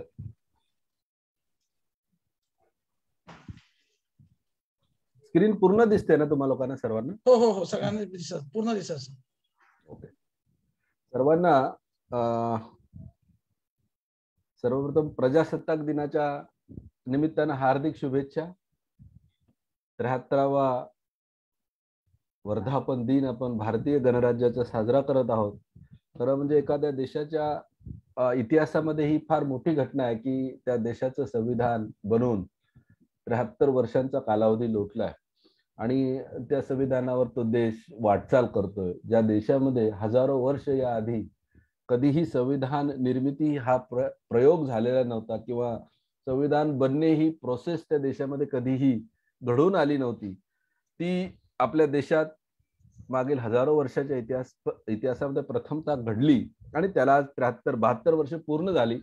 73व्या वर्षामध्ये आपण पाऊल टाकतोय. आणखी 2 वर्षानंतर 75 वर्ष संविधानाची म्हणजे डायमंड जुबलीकडे आपली वाटचाल चाललेली आहे. हे भारतीय प्रजासत्ताक गणराज्य असं चिरायू हो अशा सर्वांना मी मंगल कामना देतो. आजच्या या गणराज्य दिनाच्या निमित्तानं आयोजित या ऑनलाईन व्याख्यानामध्ये आपण सर्वजण सहभागी झालात, वेळात वेळ काढून, त्याबद्दल सुरुवातीलाच आपलं सर्वांचं मी स्वागत करतो. यशवंतराव चव्हाण प्रतिष्ठान मुंबई या अंतर्गत चालवल्या जाणाऱ्या लीगल फोरमचा हेड मेंबर सेक्रेटरी म्हणून आपलं सर्वांचं स्वागत करतो. जसं आता माझ्या आधी बोलताना सुरेश सावंत सरांनी सांगितलं की लीगल फोरमची भूमिकाच मुळात भारतातील आपल्या लोकांमध्ये जिथपर्यंत आपल्याला पोहोचणं शक्य होईल तिथपर्यंत या देशातील लोकांमध्ये कायद्याचं राज्य, अर्थात कायद्यावर विश्वास असणारी जनता, कायद्यावर विश्वास असणारे लोक निर्माण व्हावेत, कायद्यावर, संविधानावर विश्वास असणारी संविधानिक मानसिकता असणारे लोक निर्माण व्हावेत आणि त्या दृष्टीनं मग जनजागृतीचे, संविधान विषयक, कायदेविषयक जनजागृतीचे विविध कार्यक्रम सातत्यानं वर्षभर चालू असतात. आणि सोबतच लीगल फोरमच्या माध्यमातून मी तुम्हाला सांगणं गरजेचं आहे, आपल्या सर्वांना कदाचित माहिती असेल की जे गरजू लोक असतात, ज्यांना कायदेशीर एखाद्या समस्येच्या बद्दल अडीअडचणी असतील, त्यांना विनामूल्य मोफत सल्ला देण्याचं कार्य देखील लीगल फोरमच्या माध्यमातून केलं जातं. आणि या अशा प्रकारे मग जे विविध यशवंतराव चव्हाण प्रतिष्ठानचे जे विविध अंग आहेत त्यांच्या सोबतच एक लीगल फोरम हा देखील एक महत्वाचा घटक, प्रतिष्ठानच्या सर्व कामामध्ये महत्वाची भूमिका पार पाडणारा एक घटक आहे. त्या प्लॅटफॉर्मवर मी आपल्या सर्वांचं पुनश्च स्वागत करतो आणि माझ्या विषयाकडे वळतो. आज भारतीय प्रजासत्ताकाचा, जसं आपण सर्वांना माहिती आहे की 73वा वर्धापन दिन साजरा करतोय आणि ठिकठिकाणी देशभरामध्ये प्रजासत्ताकाचे जे शासकीय नियमाप्रमाणे शासकीय कार्यक्रम होत आहेत ते दिल्लीपासून तर अगदी ग्रामपंचायत पर्यंत सर्व ठिकाणी सर्व शासकीय कार्यालयांमध्ये राष्ट्रीय कार्यक्रम या अनुषंगाने ते होत आहेत. आणि त्यासोबतच एक आनंदाची गोष्ट आहे की तुमच्या माझ्यासारखे अनेक माणसं, अनेक लोक देशभरामध्ये 26 जानेवारी प्रजासत्ताक दिनाच्या निमित्तानं नेमकं या दिवसाचं महत्व काय, नेमकं या दिवसाचं देशातील जडणघडणीमध्ये महत्व काय आहे याबद्दल देखील जनतेमध्ये जनजागृती करताना, वेगवेगळ्या प्रकारे करताना आपल्याला दिसून येतात. त्याचाच एक भाग म्हणून आज जसं आपण हे व्याख्यान आयोजित केलेलं आहे, व्याख्यानाचं मुख्य टायटल भारतीय संविधान, मूलभूत कर्तव्य, अधिकार आणि आपली जबाबदारी असं जरी असेल तरी एक संविधानिक व्यवस्थेचा, संविधान आपल्याकडे असण्याचा आणि त्या संविधानाच्या बद्दल वेगवेगळे पैलू जे आहेत ते जाणून घेण्याचा एक प्रयत्न या व्याख्यानांच्या माध्यमातून करायचा, एक साधी एवढी भूमिका त्याच्या मागे आहे. माझ्या आधी सावंत सरांनी मूलभूत अधिकारांवर विस्तृत विवेचन केलं. आपल्या सर्वांना भारतीय संविधानामध्ये अंतर्भूत असलेले विविध मूलभूत अधिकारांच्या बद्दल त्यांनी ओळख करून दिली. आणि दुसरा आता त्यातील भाग म्हणूया किंवा दुसरा विषय जो माझ्याकडे आहे तो त्या विषयाला आम्ही थोडं टायटल असं ठेवलंय की संविधानशीलता काळाची गरज. या विषयाला थोडंसं समजून घेण्याचा प्रयत्न करू. मी फार जास्त संविधानाच्या तांत्रिक बाबीमध्ये जाणार नाही. त्याचं कारण असं आहे की मूलभूत अधिकारांचा जो अत्यंत महत्वपूर्ण भाग 3ऱ्या भागामध्ये संविधानाच्या आहे, घटनेच्या आहे, त्यावर फार विस्तृत विवेचन सावंत सरांनी आधीच केलंय, त्यामुळे मी शक्यतो रिपिटेशन होणार नाही कुठल्या गोष्टीचं.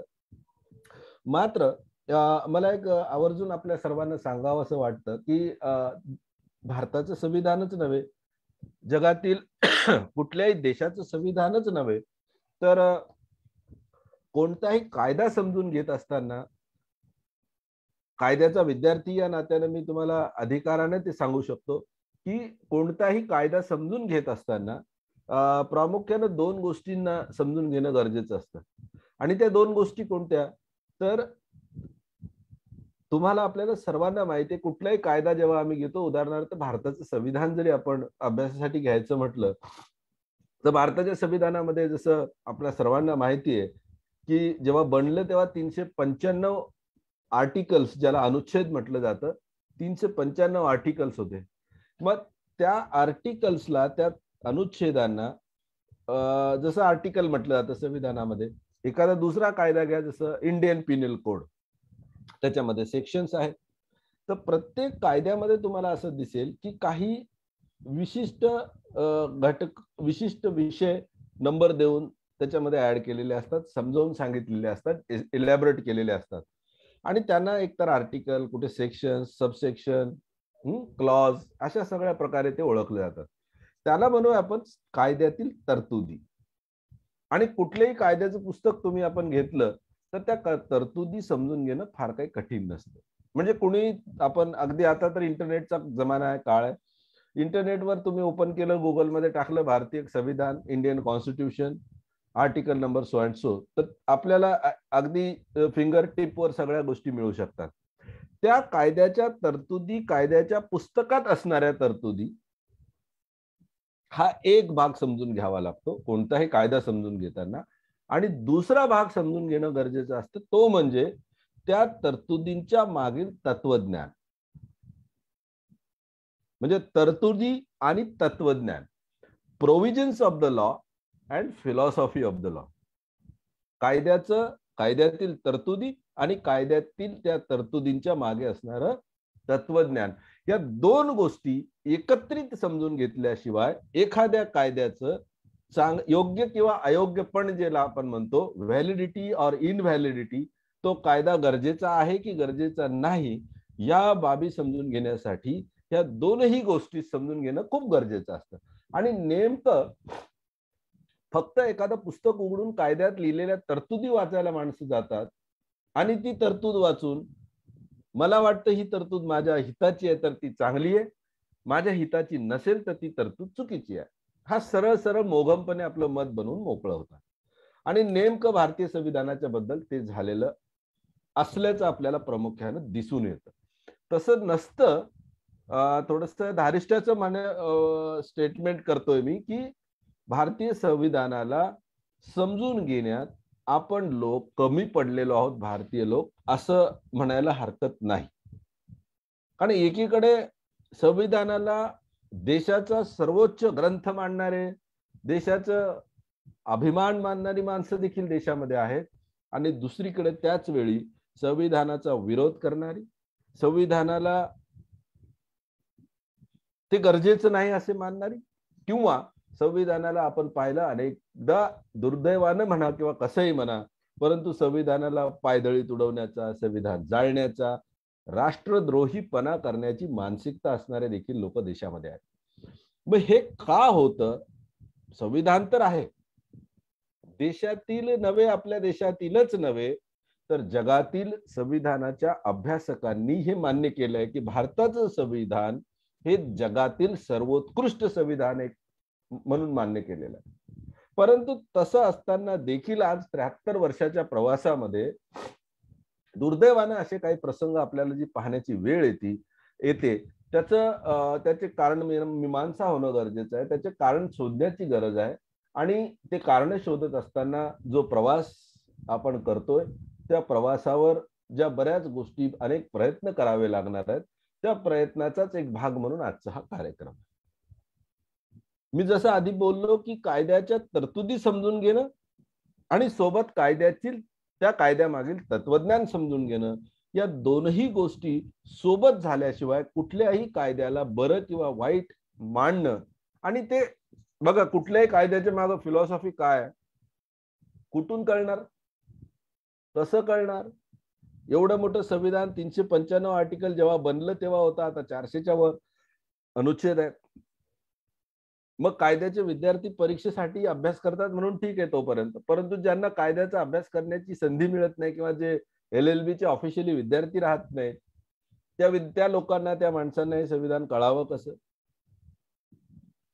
डॉक्टर बाबासाहेब आंबेडकरांच्या सारखा माणूस, ज्याला जगाने ज्ञानाचं प्रतीक म्हणून ओळखलं, ते ज्या संविधान सभेच्या मसुदा समितीचे अध्यक्ष होते, प्रमुख शिल्पकार म्हणून ओळखले जातात, आणि इतर अनेक स्टॉलवर्ड्स त्या काळातले देशातील संविधान सभेतले, ज्यांनी वेगवेगळ्या प्रकारे संविधान निर्मितीच्या प्रोसेसमध्ये आपलं कॉन्ट्रीब्युशन केलं, एवढे उच्च विद्वान, उच्च विद्या विभूषित लोक त्या काळातले संविधान सभेत असताना 2 वर्ष 11 महिने 18 दिवस ज्या संविधान बनवण्याला लागले, तुमच्या माझ्यासारख्या माणसाला ते समजून घेणं किती अवघड आहे.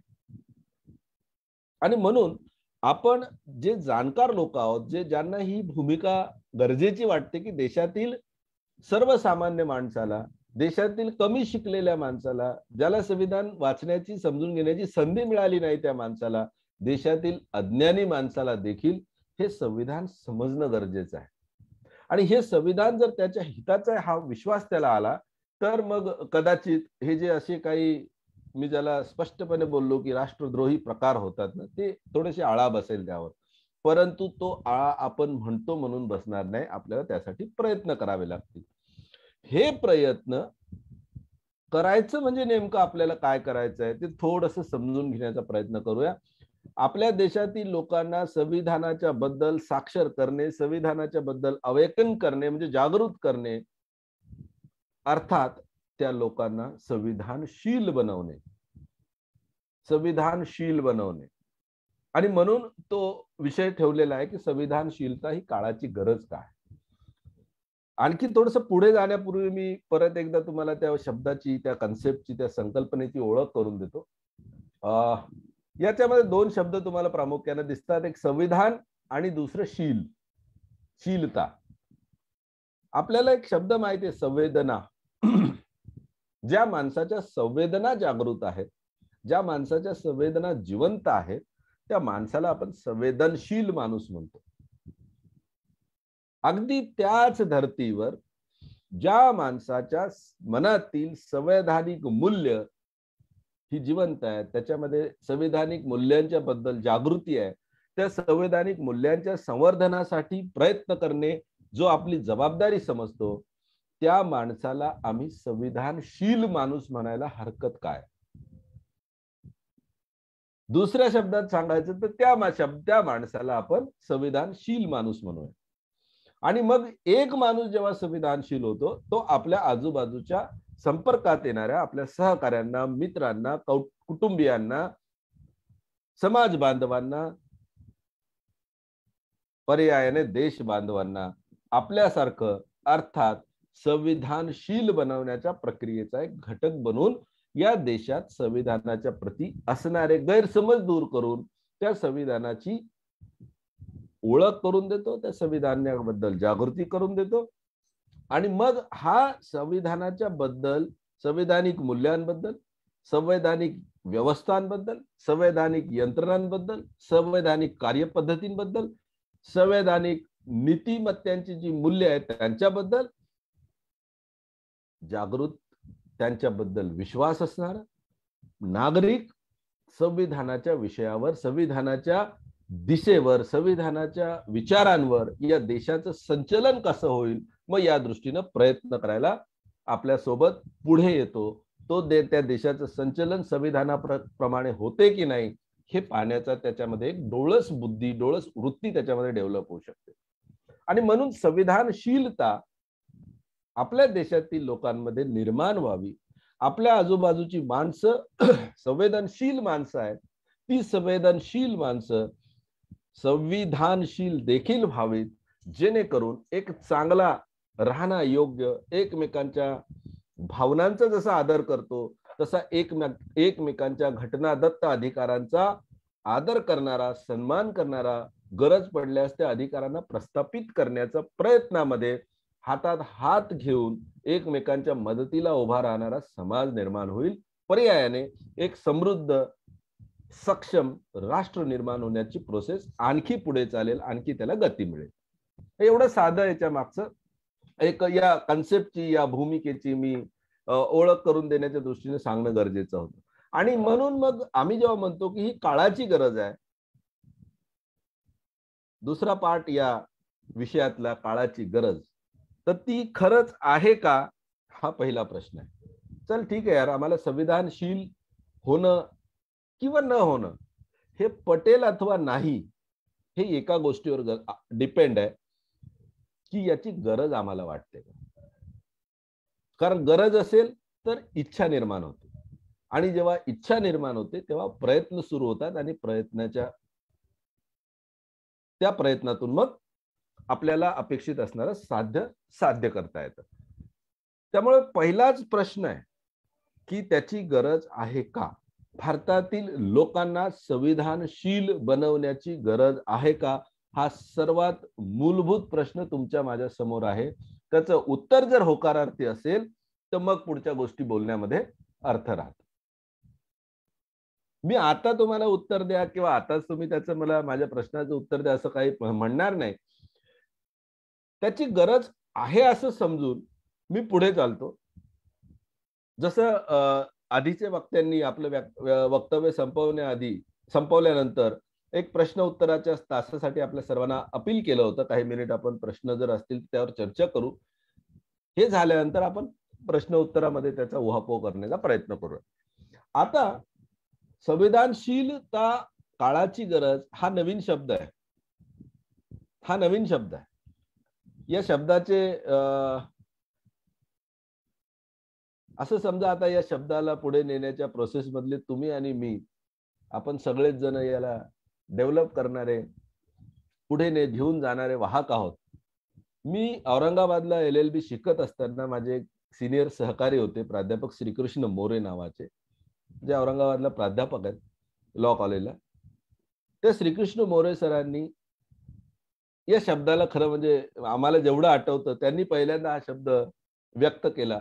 त्याच्यावर मग आम्ही मित्रांनी काही विचार केला आणि मग त्याच्यावर एक अभियान बनवलं. एक औरंगाबादला ते चालवतात, तिथे मी कॉलेजला असताना मी देखील चालवायचो. आणि सातत्यानं मग आम्ही आमच्या विद्यार्थी दशेपासून ह्या संविधानशीलतेच्या अभियानावर जसं जसं शक्य होईल तसं काम करण्याचा प्रयत्न करतो. साधी गोष्ट आहे. मोरे सर आहेत माझ्या मते या कार्यक्रमाला, आपल्या ते ऐकतायत, औरंगाबादवरूनही ते आपल्यामध्ये सहभागी झालेले आहेत. तर आता संविधानशीलता निर्माण करायची असेल तर आपल्या देशातील लोकांच्या मनामध्ये काही मूलभूत प्रश्न संविधानाबद्दल असतात. संविधान आहे काय? अनेक लोकांचे, ज्यांचे गैरसमज आहेत, त्यांचे तर भलत्याच कन्सेप्ट आहेत. कदाचित तुम्हाला मला जास्त आपल्या आजूबाजूला राहणाऱ्या लोकांचे, अरे काय संविधान, काही कळत नाही लोकांना, कदाचित माहिती नसतं. ज्यांना माहिती आहे त्यांच्या संपर्कात आले तर बरं, नाही तर मग बरंच बरं, अशी अवस्था सगळीकडे आहे. मी सोपं करून सांगतो तुम्हाला. संविधान म्हणजे काय जर समजून सांगायला गेलो तर तुम्हाला, जसं मी आधी बोललो, इतका वेळ ते बनवायला लागलं, ते समजून सांगायला किती वेळ लागेल माहिती नाही. कुठल्याही देशाचं संविधान त्या देशातील कोणत्या गोष्टींना नियंत्रित करते किंवा संचलित करण्याची यंत्रणा निर्माण करून देते, तो डॉक्युमेंट म्हणजे संविधान. मग अगदी संविधान तुम्ही तांत्रिक दृष्ट्या भारताचं संविधान इथपर्यंतच मर्यादित न राहता आणखी त्याला सोपं करायचं झालं, आम्ही ज्या सोसायटीमध्ये राहतो त्या सोसायटीचं देखील एक घटना असते. एखादी संस्था तुम्ही रजिस्टर करता, त्या संस्थेची देखील घटना असते. एखादा राजकीय पक्ष असेल, त्या राजकीय पक्षाला देखील आपली घटना असते. म्हणजे एखादं राष्ट्र, देश किंवा एखादा मानवी समूह ऑर्गनाइज होऊन, एकत्रित होऊन, संघटित होऊन जर काही काम करू इच्छित असतील, पुढे वाटचाल करू इच्छित असतील, तर त्यांनी ती वाटचाल कशा प्रकारे करावी याची जी काही नियमावली असते तिला संविधान म्हणतो आपण, घटना म्हणतो. असं सरळ मोगमपणे आपण म्हणू शकतो, मोकळं. जेव्हा एखाद्या देशाच्या संविधानाची आपण गोष्ट करतो, भारताची कॉन्स्टिट्यूशन, भारत देशाचं संविधान, राज्यघटना, कुठल्याही देशाचं राज्यघटना त्या देशातील त्या देशाच्यासाठी कोणत्या गोष्टीची बांधणी करून देते, यंत्रणांची निर्मिती करून देते, व्यवस्था स्थापन करून देते. फार जास्त कठीण न करता मी तुम्हाला सोपं करून सांगतो, तुमच्या स्क्रीनवर ते दिसत असेल. 4च गोष्टी कुठल्याही देशाच्या संविधानामध्ये त्या देशाचे संचलन करत असताना 4 प्रमुख गोष्टींची ती संविधान ते बांधणी करून देते. या देशातील सामाजिक व्यवस्था कशी असेल, जसं तुम्हाला आपल्याला सर्वांना माहिती आहे, भारतामध्ये चातुर्वर्ण्य व्यवस्था होती, ब्राह्मण, क्षत्रिय, वैश्य, शूद्र. त्यानंतर आणखी पुन्हा त्याच्या खाली जाती व्यवस्था होती. परंतु जेव्हा भारताचं संविधान देशामध्ये लागू झालं, त्या देशामध्ये तेव्हापासून देशामध्ये 1 मॅन 1 वोट, 1 वोट 1 व्हॅल्यू. प्रत्येक देशात राहणाऱ्या प्रत्येक व्यक्तीला देशाचं नागरिकत्व मिळालं, सिंगल सिटिझनशिप. एक माणूस एकच नागरिक म्हणून त्याला देशात आयडेंटिटी मिळाली. म्हणजे देशातील सामाजिक व्यवस्था जी आहे ती एका माणसाला दुसऱ्या माणसापेक्षा उच्च किंवा नीच, लहान किंवा मोठं, हलका किंवा भारी न समजता सर्वजण देशाचे नागरिक असतील अशा प्रकारचे इगॅलिटेरियन, इक्वॅलिटी बेस, समतामूलक समाज रचनेची निर्मिती करते. दुसरी गोष्ट, भारताचं संविधान या देशातील लोकांसाठी दुसरी व्यवस्था संचलित करून त्या व्यवस्था निर्माण करून तिचं संचलन करतं, ती म्हणजे राजकीय व्यवस्था. भारतातील राजकीय व्यवस्था कशी असेल आणि राजकीय व्यवस्था कशी असेल याचं तुम्हाला आपल्याला सर्वांना पार्लमेंटरी डेमोक्रेसी, ज्याच्या माध्यमातून रिपब्लिक ऑफ इंडिया एस्टॅब्लिश होतं, गणराज्य भारताचं निर्माण होतं.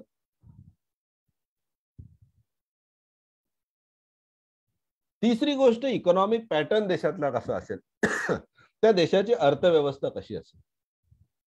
आणि अर्थव्यवस्था कशी असेल असं जेव्हा प्रश्न येतो, तर त्या संविधानामध्ये देशातील अर्थव्यवस्था कशा प्रकारे चालेल, कशा प्रकारे देशातील अर्थव्यवस्थेचं संचलन होईल, या सगळ्या बाबींचं नियंत्रण केलेलं असतं, नियम घालून दिलेले असतात, व्यवस्था निर्माण करून त्याचं संचलनाच्या तरतुदी केलेल्या असतात.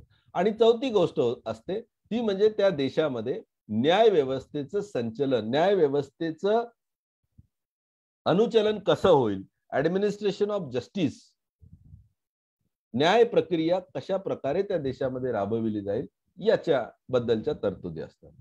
कुठल्याही देशाच्या संविधानामध्ये त्या देशातील सामाजिक व्यवस्था, त्या देशातील राजकीय व्यवस्था, त्या देशातील अर्थव्यवस्था आणि त्या देशातील न्याय व्यवस्था, या 4 बाबींचं संचलन करणारी सगळ्या बाबी प्रामुख्यानं कुठल्याही देशाच्या संविधानामध्ये असलेल्या आपल्याला दिसून येतात.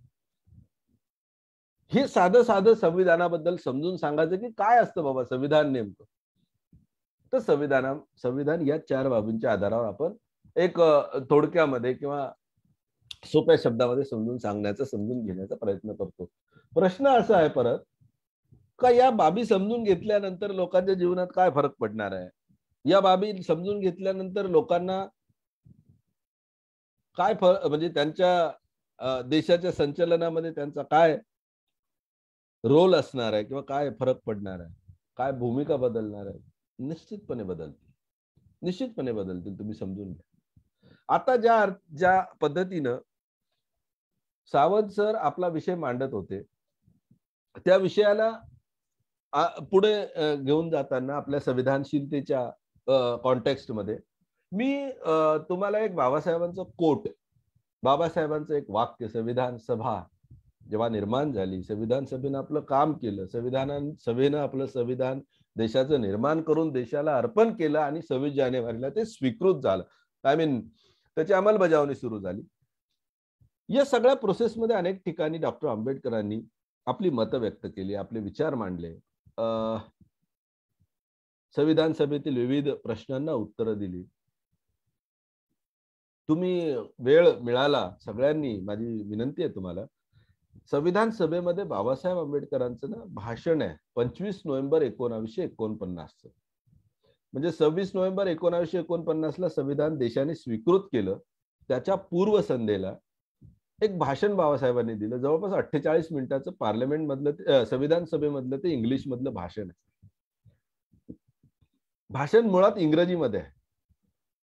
मी कॉलेजला असताना मी त्याच्या मराठी अनुवाद करून 26 जानेवारीला विनामूल्य वर्षभर लोकांना फ्री ऑफ कॉस्ट त्याच्या मराठी अनुवादित आणि इंग्लिश ओरिजिनल अशा दोन्ही भाषणाची एक छोटीशी पुस्तिका करून लोकांना त्याचं वितरण करायचो, की निदान त्या भाषणामध्ये जो त्या भाषणाचं महत्व असं आहे ना, की इथून पुढे हजारो वर्ष कोणालाही कधी संविधान बनवण्याची गरज पडेल ना, त्या लोकांना ते भाषण म्हणजे एक महत्वाचा मार्गदर्शक डॉक्युमेंट म्हणून ते वापरता येईल किंवा त्यांना ते मार्गदर्शक म्हणून सिद्ध होईल. त्या भाषणामध्ये काय आहे, की भारत देशाला, भारतासारख्या देशाला संविधान बनवण्याची गरज का पडली, ते संविधान बनलं कसं, आणि आता संविधान बनलेलं आहे तर ते संविधानाच्या आधारावर हा देश संचलित करताना कोणकोणत्या खबरदाऱ्या देशातील राज्यकर्त्यांनी आणि देशातील नागरिकांनी घेतल्या पाहिजेत याबद्दल अतिशय सूचक इशारे, सूचना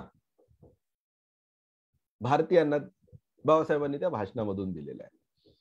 आणि त्यामुळं ज्यांना कोणाला संविधान वाचण्याची इच्छा आहे, मी जसं आधी सुरुवात करताना बोललो ना, तरतुदी वाचण्यासाठी गुगलवर आम्हाला सगळ्या तरतुदी मिळतील किंवा संविधानाचं पुस्तिका विकत घेतो आपण, त्यातून मिळतील बघायला.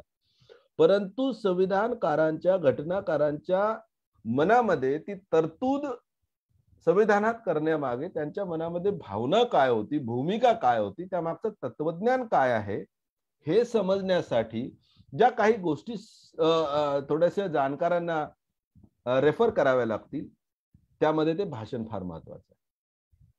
खूप महत्वाचं भाषण. 3 भाषणं आहेत त्या संविधान सभेमध्ये. एक बाबासाहेब आंबेडकर जेव्हा संविधान सभेमध्ये पहिल्यांदा गेले 17 डिसेंबर 1946चं एक भाषण आहे.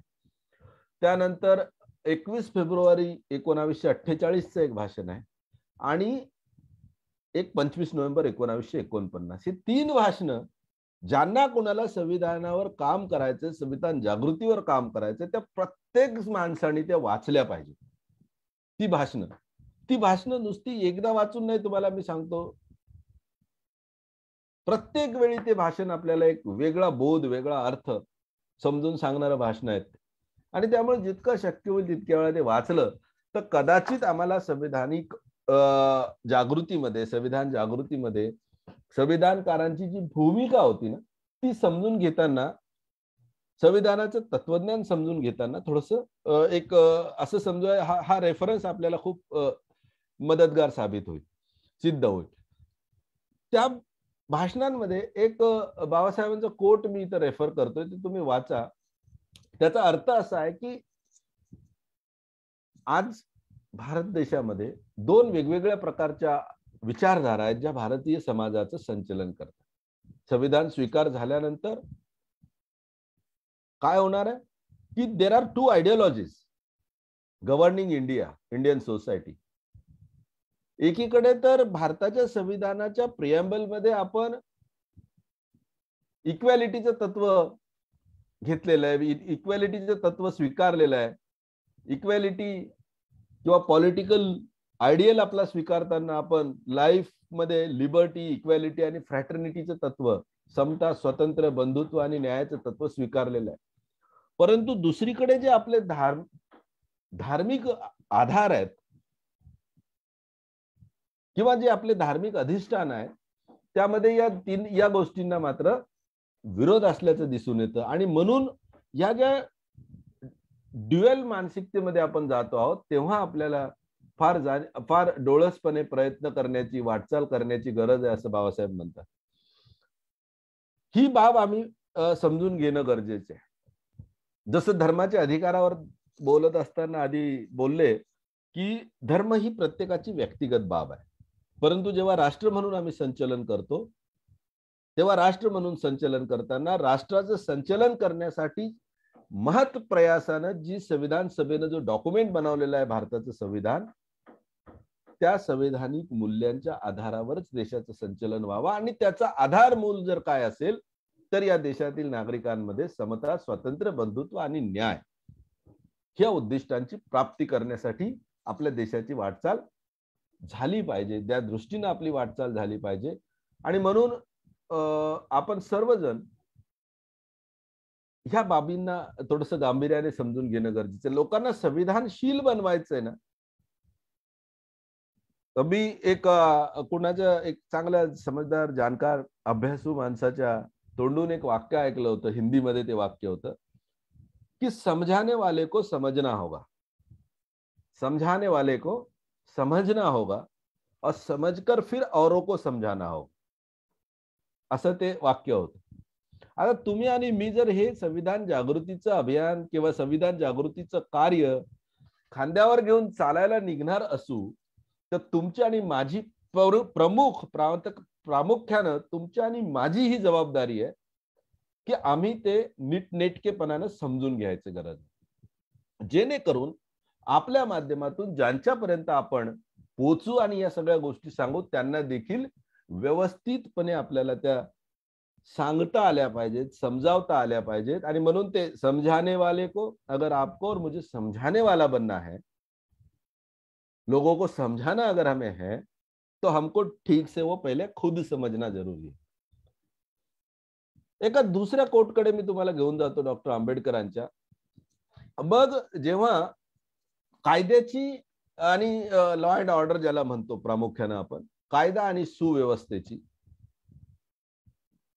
समाजामध्ये गरज कधी पडते, भारताला संविधान बनवण्याची गरज का पडली,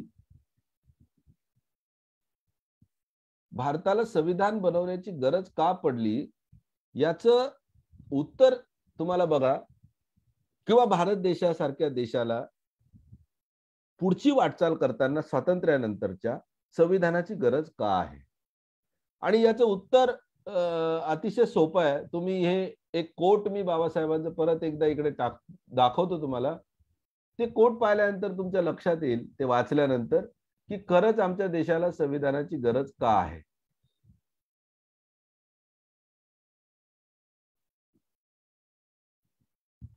Law and order are the medicine of the body politic. When the body gets sick, body politic gets sick, medicine must be administered. हा समाज, हा देश, हे राष्ट्र जेव्हा आपली वाटचाल करायला निघतं पुढे, तेव्हा लॉ अँड ऑर्डरची गरज अशासाठी पडते का जेव्हा देशाची यंत्रणा, बॉडी पॉलिटिक जेव्हा आजारी पडते, तेव्हा आजारावर औषध करावं लागतं. Law and order is a medicine to the body politic असं म्हटलं जातं. राष्ट्राच्या व्यवस्थेसाठी कायदा आणि सुव्यवस्था हे औषध आहे. जर राष्ट्राची वाटचाल व्यवस्थित होत नसेल, ती आजारी पडली असेल, तर तिला हे औषध देणं गरजेचं आहे. आणि जेव्हा आजारी पडली असेल, आम्ही असं म्हणतो, आता देशाच्या व्यवस्थेला काय आजार झालेले आहेत बाबा? समता, स्वातंत्र्य, बंधुता आणि न्याय, या चार बाबी फक्त समजून घेण्याची गरज. विषमता आहे देशामध्ये, सामाजिक विषमता आहे, आर्थिक विषमता आहे, प्रचंड प्रमाणात आहे. एकीकडे कोट्यावधीच्या महालामध्ये राहणारी लोक आहेत आणि दुसरीकडे फुटपाथवर स्वतःचं काहीच अस्तित्व नसणारी लोक देखील देशामध्ये आहेत. जंगलामध्ये राहतात, गंद्या नालीच्या किनाऱ्यावर, झोपडपट्ट्यांमध्ये, रेल्वेच्या पटऱ्यांच्या आजूबाजूला लोक राहतात. ही विषमता आहे. मग समता प्रस्थापित करावी लागते. जर ही विषमता आजार असेल तर समता हा त्या आजारावरचा उपाय. स्वातंत्र्य, आज स्वातंत्र्य ब्रिटिशांकडून मिळालं 15 ऑगस्टला, परंतु देशातील नागरिक, ते राजकीय पूर्ण देशाला आपल्याला स्वातंत्र्य जेव्हा मिळालं, तसंच माणसाला व्यक्ती म्हणून माझा देश स्वतंत्र आहे, परंतु मला भाषण करायचा अधिकार नाही, मला विचार करायचा अधिकार नाही, मला श्रद्धा करण्याचा अधिकार नाही, मला उपासना करण्याचा अधिकार नाही, मला व्यक्त होण्याचा अधिकार नाही. माझा देश स्वतंत्र असला आणि अशा प्रकारचा मी जर इंडिव्हिज्युअल गुलाम असून, तर मानवी विकासाचं जे उद्दिष्ट आहे ते साध्य होणं शक्य आहे. एखाद्या माणसाला आपण म्हणू की बाबा तू विचार करायचा नाहीस, जो विचार करतोयस ते बोलायचं नाही, तुझ्या मनाच्या आवडीप्रमाणे एखाद्यावर निष्ठा ठेवायची नाही, श्रद्धा ठेवायची नाही, तुला आवडेल त्याची उपासना करायची नाही, असं ज्या माणसावर बंधन असेल त्याला गुलामाशिवाय काय दुसरं नाव असू शकतं का? आणि हा जर सामाजिक व्यवस्थेतला आपल्या दोष असेल, आजारपण असेल, तर त्याला स्वातंत्र्य,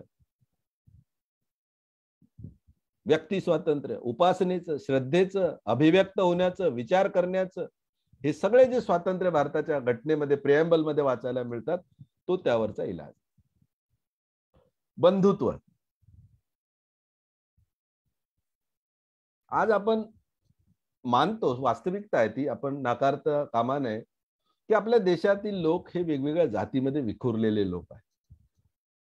बरं, नुसत्या जातींमध्ये विखुरलेले नाही, मग त्यांच्यामध्ये भाषेच्या पण, संस्कृतीच्या पण, वेगवेगळ्या भौगोलिक रचनेच्या माध्यमातून पण अनेक बाबी आहेत की ज्या माध्यमातून आपण एकमेकांपासून थोडेसे वेगवेगळे वाटतो. पण जाती आहेत, रंग आहे, भाषा, रंग तर नाही पण भाषा आहे, धर्म आहे, या वेगवेगळ्या विषयांवर, वेगवेगळ्या आधारांवर आपण एकमेकांपासून वेगवेगळे लोक, भारत माझा देश आहे एकीकडे म्हणतो, सारे भारतीय माझे बांधव आहेत असंही म्हणतो, आणि माहित नाही अचानक काय होतं, कधी जातीच्या नावावर, कधी धर्माच्या नावावर, कधी भाषेच्या नावावर, कधी प्रांताच्या नावावर, कधी कशाच्या नावावर, तर कधी कशाच्या नावावर एकमेकांच्या जीवावर उठतो. मग देशात ही जी तफावत आहे एकमेकांच्या मध्ये, आज तामिळनाडूचा जो माणूस आहे तो कधी महाराष्ट्राचा माणूस म्हणून व्हावा अशा अपेक्षा करणं चुकीचंच आहे. तो तामिळनाडूचाच आहे आणि महाराष्ट्रातला माणूस महाराष्ट्रातलाच आहे, उत्तर भारतातला माणूस उत्तर भारतातलाच आहे. परंतु त्यांची ती आयडेंटिटी जी आहे, ती ओळख जी आहे, त्या ओळखीचा सन्मान करण्याची भावना म्हणजे बंधुत्व. ती एकमेकाच्या वादाचं, तू या जातीचा, तू या धर्माचा, तू या भाषेचा, तू या संस्कृतीवाला, हे एकमेकांच्या विरोधाचे, एकमेकांच्या शत्रुत्वाचे कारण बनणारी जी कारणं आहेत, ती कारणं, त्या कारणावर कधी एकमेकांच्या जीवावर भारतातली आपली नागरिक एकमेकांच्या उठू नयेत. याला एकच उत्तर, ते म्हणजे बंधुत्व. मग जर हा आजार असेल तर बंधुत्व त्याचा उपाय. सामाजिक, आर्थिक आणि राजनीतिक क्षेत्रात वेगवेगळ्या अर्थाने लोकांवर अन्याय होत असेल, अन्याय झाल्याची भावना त्यांच्यामध्ये असेल, हा आजार जर असेल, तर न्याय हे त्याच्यावरचं उत्तर आहे. मग law and order is a medicine to the body politics. या देशात सामाजिक समता, स्वतंत्र, बंधुत्व आणि न्याय एस्टॅब्लिश करण्याचं डॉक्ट्रीन, त्याचं औषध, त्याचा इलाज हे भारताचं संविधान आहे. आणि म्हणून जिथे कुठे ही व्यवस्था अशी गडबड होते, त्याला आजार होतात हे सगळे, तेव्हा हे औषध वापरावं लागतं. त्या औषधाला, त्या पेशंटवर, त्या व्यवस्थेवर त्याचं ऍडमिनिस्ट्रेशन करावं लागतं. संविधानाची गरज काय आहे देशामध्ये, ती यासाठी. आणि म्हणून हे समजून घेणं गरजेचं आहे. ही भूमिका लोकांमध्ये डेव्हलप करणं, ही भावना लोकांमध्ये डेव्हलप करणं, म्हणजेच लोकांना संविधानशील बनवण्याच्या दिशेनं प्रयत्न आपले पुढे नेण्याचं कार्य आहे.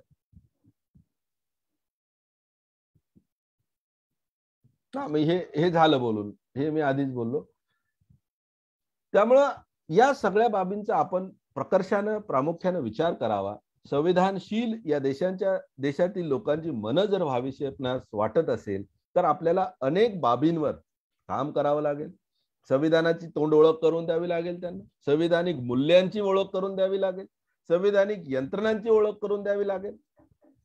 बाबासाहेब आंबेडकर त्या 25 नोव्हेंबरच्या भाषणामध्ये म्हणतात की आम्ही आता इथून पुढे संविधान या देशाचं स्वीकारतो. याचा अर्थ असा होतो, तुम्ही फार गंभीर बाब आपल्या सर्वांच्यासाठी एक इशारा म्हणून बाबासाहेबांनी त्यावेळेस सांगितली की आम्ही इथं संविधान स्वीकारतोय.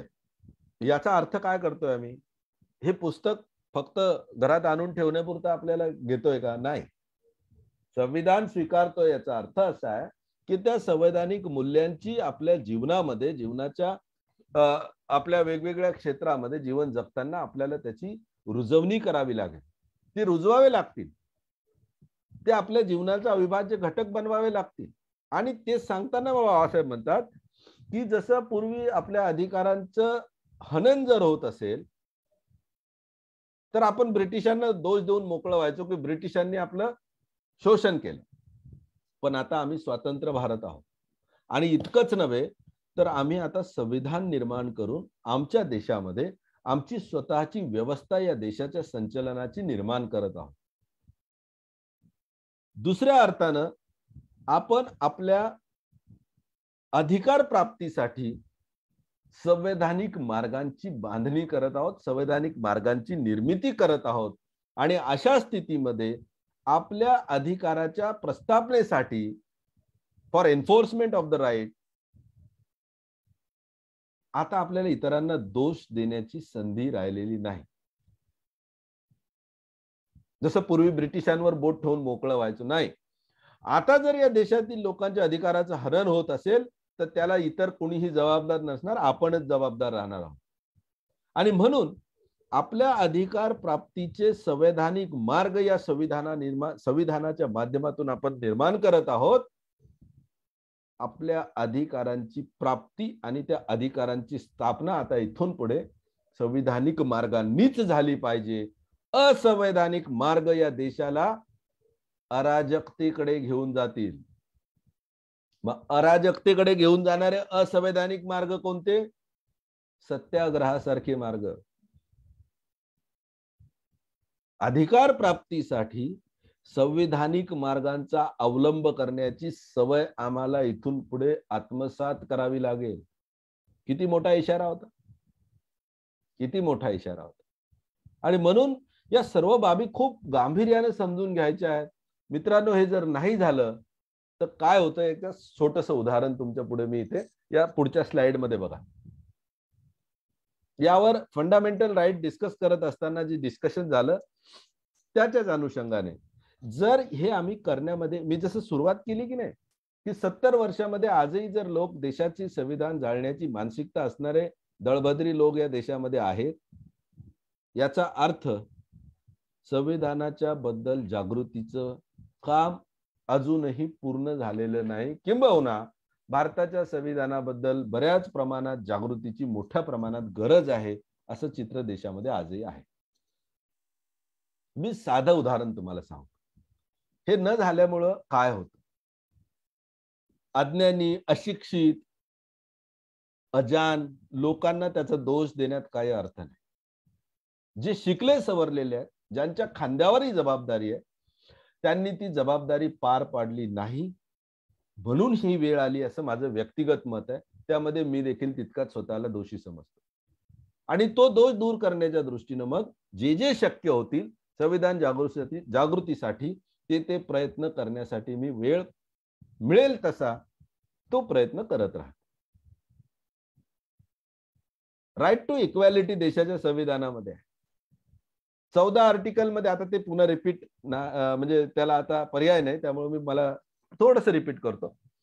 आर्टिकल 14 मध्ये कायद्यापुढे सगळे समान आणि सर्वांना कायद्याचं समान संरक्षण म्हणजे समतेचा अधिकार. त्याच्या लगेच पुढच्या आर्टिकल मध्ये 15 आर्टिकल मध्ये एक पुन्हा तरतूद आहे. एकीकडे 14 मध्ये सगळं समान, सगळे सारखे आहेत आणि दुसरीकडे 15 मध्ये 15(3) मध्ये 15(4) मध्ये लहान बालका आणि महिलांसाठी विशेष तरतुदी करण्याचं राज्यांना परवानगी देण्यात आली. म्हणजे एकीकडे सगळे समानही म्हटलंय 14 मध्ये आणि दुसरीकडे लगेच दुसऱ्या आर्टिकल मध्ये असं म्हटलंय की महिला आणि बालकांच्यासाठी विशेष तरतुदी करण्यात याव्यात, त्यासाठी सरकारला परवानगी देण्यात आलेली. मग हा भेदभाव नव्हे? ही विषमता नव्हे? असा प्रश्न होता. त्याच्याच पुढच्या आर्टिकल मध्ये 16 मध्ये जे सामाजिक आणि शैक्षणिक दृष्ट्या मागासलेले आहेत त्या लोकांना शासन प्रशासनामध्ये अर्थात एम्प्लॉयमेंट मध्ये आणि शिक्षणामध्ये रिझर्वेशन मिळावं अशी तरतूद 16(4) मध्ये आहे.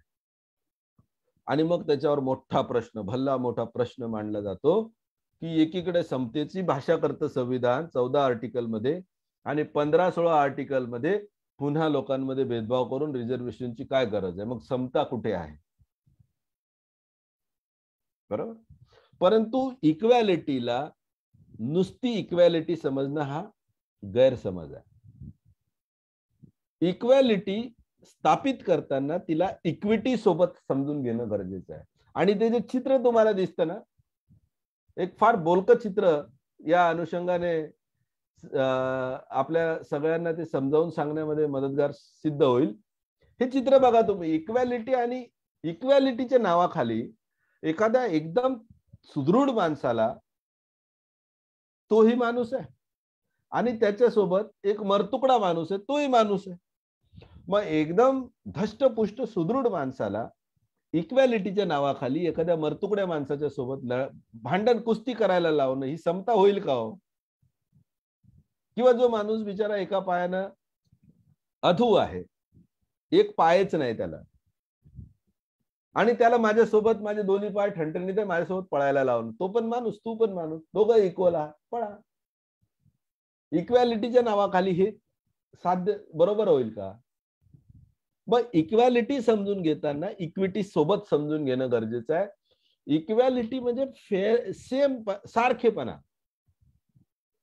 आणि इक्विटी म्हणजे फेअरनेस, सुयोग्य संधी देण्याची अपॉर्च्युनिटी, संधी देण्याची व्यवस्था असणं, ती इक्विटी हा इक्वॅलिटीचा खऱ्या अर्थानं सार असतो. आणि म्हणून जेव्हा आम्ही म्हणतो की हजारो वर्ष या देशातल्या माता भगिनींना चूल आणि मूल या पलीकडे जाऊ देण्याची संधी मिळालेली नाही, एखादी जिजाऊ मासाहेब जन्माला आली असेल इतिहासामध्ये, एखादी रजिया सुलतान झाली असेल, एखादी सावित्रीमाई झाली असेल, पण या स्वकर्तृत्वावर निर्माण झालेल्या एखादी अहिल्यामाई होळकर झाली असेल, परंतु अशा महिलांच्या कर्तृत्वान महिलांचे उदाहरणं आहेत किती आपल्याजवळ? बोटावर मोजल्यावर संपून जातात. याचं कारण आहे की संधी नव्हती, चूल आणि मुलीच्या पलीकडे महिलांना स्थान नव्हतं, आणि म्हणून हजारो वर्ष शोषण झालेल्या त्या महिलांना विशिष्ट अधिकार देऊन बरोबरीनं प्रक्रियेमध्ये आणणं गरजेचं होतं. म्हणून तो 15 आर्टिकल मधली ती तरतूद आहे. हे तेव्हा समजेल जेव्हा ते संवैधानिक तत्वज्ञान समजून घेईल माणूस, सामाजिक व्यवस्था समजून घेईल देशाची. हजारो वर्ष ज्यांना जंगलामध्ये हाकलून दिलेल्या आदिवासी म्हणून राहण्यास भाग पाडलं, ज्यांना गावकुसाच्या बाहेर अस्पृश्य म्हणून राहण्यास भाग पाडलं, ज्यांना येन केन प्रकारे सर्व साधन सामुग्रीपासून, धनसंपत्तीपासून दूर ठेवलं गेलं, त्या लोकांना मुख्य प्रवाहात आणण्यासाठी मागासवर्गीय या नावाखाली, शैक्षणिक आणि सामाजिक दृष्ट्या मागासवर्गीयांना मुख्य प्रवाहात आणण्याचा प्रयत्न करण्यासाठी आरक्षणाची तरतूद आहे. पण त्याला गरिबी हटावचा कार्यक्रम समजून आरक्षणाला विरोध केला जातो, आपसात भांडणं लावली जातात. या सगळ्या बाबी ज्या घडतायत आपल्या अवतीभोवती, आणि मग त्याच्यात असंतुष्ट किंवा असमाधानी किंवा ज्यांना असं वाटतं की माझ्यावर अन्याय होतोय, त्या अन्यायाचं खापर संविधानावर फोडून मोकळं व्हायचं. या बाबी समजून घेणं खूप गरजेचं आहे. आणि म्हणून बांधवांनो, संविधानशील भारतीय मन निर्माण होणं जितकं गरजेचं आहे, त्यापेक्षा जास्त गरजेचं आहे की ते होणं कसं होणं आवश्यक आहे, का आवश्यक आहे ते समजून घेणं खूप गरजेचं आहे. आणि त्यासाठी एक शब्द वारंवार बाबासाहेबांच्या अनेक भाषणांमध्ये, बोलण्यामध्ये आला. आज प्रजासत्ताक दिनाच्या निमित्तानं हे संविधान समजून घेताना हा संविधानाचा दिन आहे, ज्या भारतीय स्वातंत्र्य लढ्यामध्ये ज्या असंख्य स्वातंत्र्य सैनिकांनी, हुतात्म्यांनी जीवाचं बलिदान दिलं, राख रांगोळी करून घेतली आणि या देशाला स्वतंत्र केलं, ज्यांचा आम्हाला अभिमान वाटतो, त्या प्रत्येक स्वातंत्र्य वीराच्या त्या त्यागाला, बलिदानाला जर सुरक्षित केल्या गेलं असेल तर ते फक्त आजच्या दिवसामुळे 26 जानेवारी संविधान बनलं आणि स्वीकारलं. ज्या देशातील लोकांना, त्या भारतीय हुतात्म्यांना, स्वातंत्र्यवीरांशी आत्मीयता वाटते,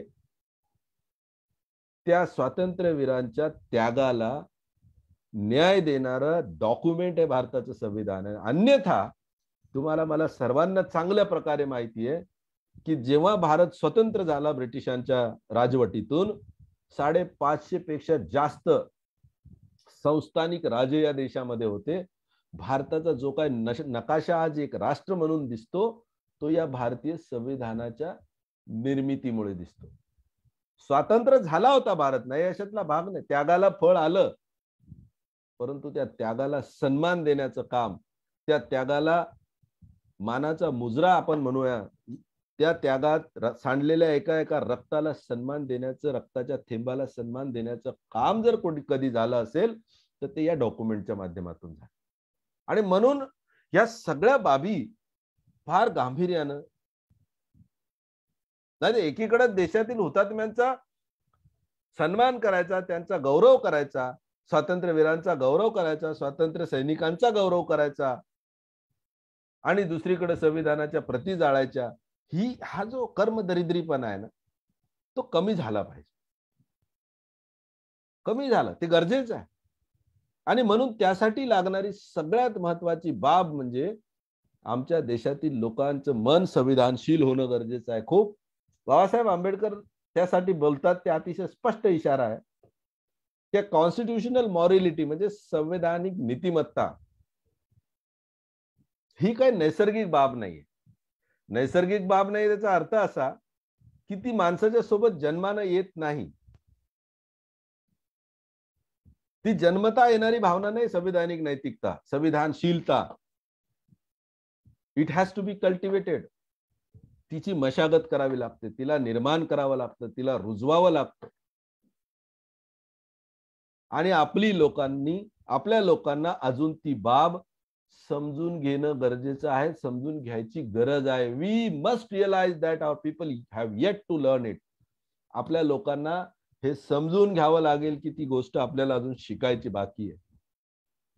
बनायला आपण लोकशाही आहोत. Democracy in India is only a top dressing on an Indian soil which is essentially undemocratic. भारतात लोकशाही व्यवस्था आपण स्वीकारलेली आहे, परंतु ही फक्त वरवरच्या मलमपट्टी सारखी आहे. कारण आपली मन अजूनही, भारतीय समाज मन हे अजूनही अनडेमोक्रेटिक आहे.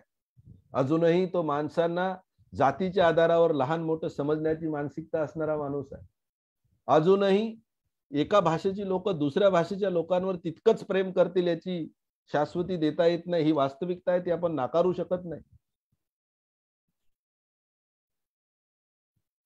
या सगळ्या वास्तविकतांना समजून भारतीय संविधानिक व्यवस्था, भारतीय संविधानाच्या मागची भूमिका, त्याचं तत्वज्ञान, संविधानाच्या माध्यमातून निर्माण झालेल्या विविध यंत्रणा, संविधानाच्या माध्यमातून निर्माण झालेल्या ज्या विविध सिस्टीम्स आहेत त्यांना समजून घेऊन, त्याच्यावर विश्वास ठेवून त्यानुसार संचलन देशाचं झालं पाहिजे याची मानसिकता लोकांमध्ये निर्माण होण्याची गरज आहे. आणि ती नाही असं मी म्हणू शकतो आज रोजी, कारण जी काळाची गरज आहे ती आम्ही पूर्ण केल्याशिवाय आम्हाला हवे ती फळं मिळणं थोडं कठीण होतं. आणि म्हणून आपण त्यावर प्रयत्न करणं खूप गरजेचं आहे बांधवांनो, खूप गरजेचं आहे. या सगळ्या बाबींमध्ये, या सगळ्या गोष्टींना आज 26 जानेवारीच्या निमित्तानं, प्रजासत्ताक दिनाच्या निमित्तानं आपण सर्वजण कुठेतरी ही प्रोसेस पुढे नेण्याचा प्रयत्न करूया. यशवंतराव चव्हाण प्रतिष्ठान लीगल फोरम यांच्या माध्यमातून जो प्रयत्न वेगवेगळ्या स्तरावर केला जातो, या सगळ्या प्रोसेसला निर्माण करण्याचा, प्रक्रियेला निर्माण करण्याचा, त्या प्रोसेसचा आपण भाग व्हावं. दर शुक्रवारी लीगल फोरमच्या वतीनं आम्ही तिथे आपल्या आजूबाजूच्या लोकांमध्ये कोणाला माहिती असेल, त्यांना काही लीगल प्रॉब्लेम असतील तर त्यांना फ्री लीगल ऍडवाइस देण्यासाठी दर शुक्रवारी संध्याकाळी 6 वाजता तिथे आपले विविध वकील मंडळी येतात आणि त्यांना ते सहकार्य करतात. हा भाग एक आहे. दुसरी गोष्ट, वारंवार आपण वेगवेगळ्या संस्थांच्या मदतीनं, स्थानिक संस्थांच्या मदतीनं त्यांच्या एरियामध्ये जाऊन लीगल अवेअरनेसचे दिवसभराच्या कार्यशाळा आयोजित करतो. संविधान जागृतीचे 1 दिवसीय किंवा जसं शक्य असेल आयोजकांना त्या पद्धतीनं आपण जागृतीचे शिबिर आयोजित करतो, कार्यशाळा आयोजित करतो, जेणेकरून ह्या सर्व बाबी समजून लोकांना समजून सांगणारी एक प्रशिक्षित लोकांची चांगली टीम तयार व्हावी. आज सावंत सर असतील, मी असतील, तुम्ही असाल सर्वजण, पण आपल्या सर्वांच्या प्रयत्नातून अनेक लोक, इतर लोक जे बोलण्यासाठी सक्षम आहेत ते तयार व्हावे, जेणेकरून जास्तीत जास्त लोकांपर्यंत हा संविधान जागृतीचा संदेश आपण घेऊन जाऊ शकू. जितक्या जास्त लोकांपर्यंत आपण पोहोचू तितकी लोक जास्त संविधानशील होतील. जितकी जास्त संविधानशील लोक या देशात असतील तितक्या लवकर संवैधानिक ऑब्जेक्ट, संविधानिक उद्दिष्टे, संविधानाने पाहिलेले स्वप्न पूर्ण करण्याची शक्यता निर्माण होईल. तितक्या लवकर या देशामध्ये एक स्वातंत्र्य, समता, बंधुता, न्याय यावर आधारित एक सुजलाम सुफलाम ज्याला म्हणतो आपण असा भारत निर्माण करण्याची आशादायी चित्र निर्माण होईल. या सर्व प्रक्रियेमध्ये आपण सहभागी आहात असं समजून आपल्या सर्वांना मी पुन्हा एकदा प्रजासत्ताक दिनाच्या निमित्तानं खऱ्या अर्थाने हे प्रजासत्ताक राष्ट्र बनवण्यासाठी आपले प्रयत्न फलदायी ठरवत अशी आशा, मंगल कामना व्यक्त करतो आणि माझं आपल्या सर्वांना अपील करतो की चला संविधानशील होऊया. या प्रक्रियेमध्ये आपण सर्वजण संपर्क केल्यास आपण सर्वजण परत वारंवार भेटत राहू. या संविधानशीलतेच्या प्रवासामध्ये आपलं सर्वांचं स्वागत यशवंतराव चव्हाण प्रतिष्ठानच्या वतीनं, लीगल फोरमच्या वतीनं करतो आणि थांबतो. आपले जर काही प्रश्न वगैरे असतील तर तुम्ही मेसेज मध्ये टाका किंवा विश्वनाथजी ओपन केला माईक, ज्यांना बोलायचं असेल त्यांनी माईक ओपन केला तरी चालेल. बरं, मी ओपन त्यांना ज्यांना बोलायचं त्याने रेस केला हँड तरी मी सांगितलेलं आहे. काही लोकांनी चार्ट मध्ये टाकलेला आहे सर. हा, मग पण तो चार्ट आता कुठे दिसत नाही मला. तुम्हाला तुमच्या याच्यावर दिसेल ना सर. त्याच्यावर असलेले प्राध्यापक धनराज सर, आपण संविधानशीलता या विषयावर फार प्रबळपणे मांडता आहात, पुढे घेऊन जात आहात. आपले खूप अभिनंदन. प्रश्न असे आलेले नाहीत सर. या कॉमेंट आहेत त्याच्यावर. मला कसं बघायला मिळेल? मला ते स्टॉप शेअरिंग करतो मी. हा, चार्ट मध्ये मिळाले, चार्ट मध्ये मिळेल ना ते. हा हा, ओके, ठीक आहे. कोणाचे काय प्रश्न असतील तर तुम्ही टाईप करून पाठवा किंवा माईक ऑन करा, अनम्यूट करा आणि विचारा, म्हणजे मग आपण त्याचे मी उत्तर देण्याचा प्रयत्न करेल. काही प्रश्न, काही लोकांना संपर्क करून या प्रोसेसमध्ये सहभागी व्हायचं असेल तर मी माझा mobile number, sir mobile number chat मध्ये टाका तुमचा, म्हणजे टाकतोय. मी माझा मोबाईल नंबर टाकला, त्याच्यामध्ये तुम्ही संपर्क करू शकता. नसेल काही प्रश्न नसावेत असं गृहीत धरून आपण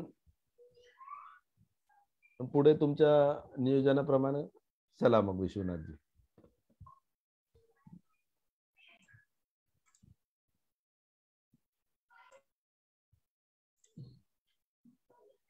थांबूया का सर इथे? चालेल चालेल, आता कारण प्रश्न नाही आहेत कुणाचे म्हटल्यावर मग. हा, तर मग आपण तुम्हीच जरा समारोप करून टाका सर, काही प्रॉब्लेम नाहीये आणि आपण बंद करतो.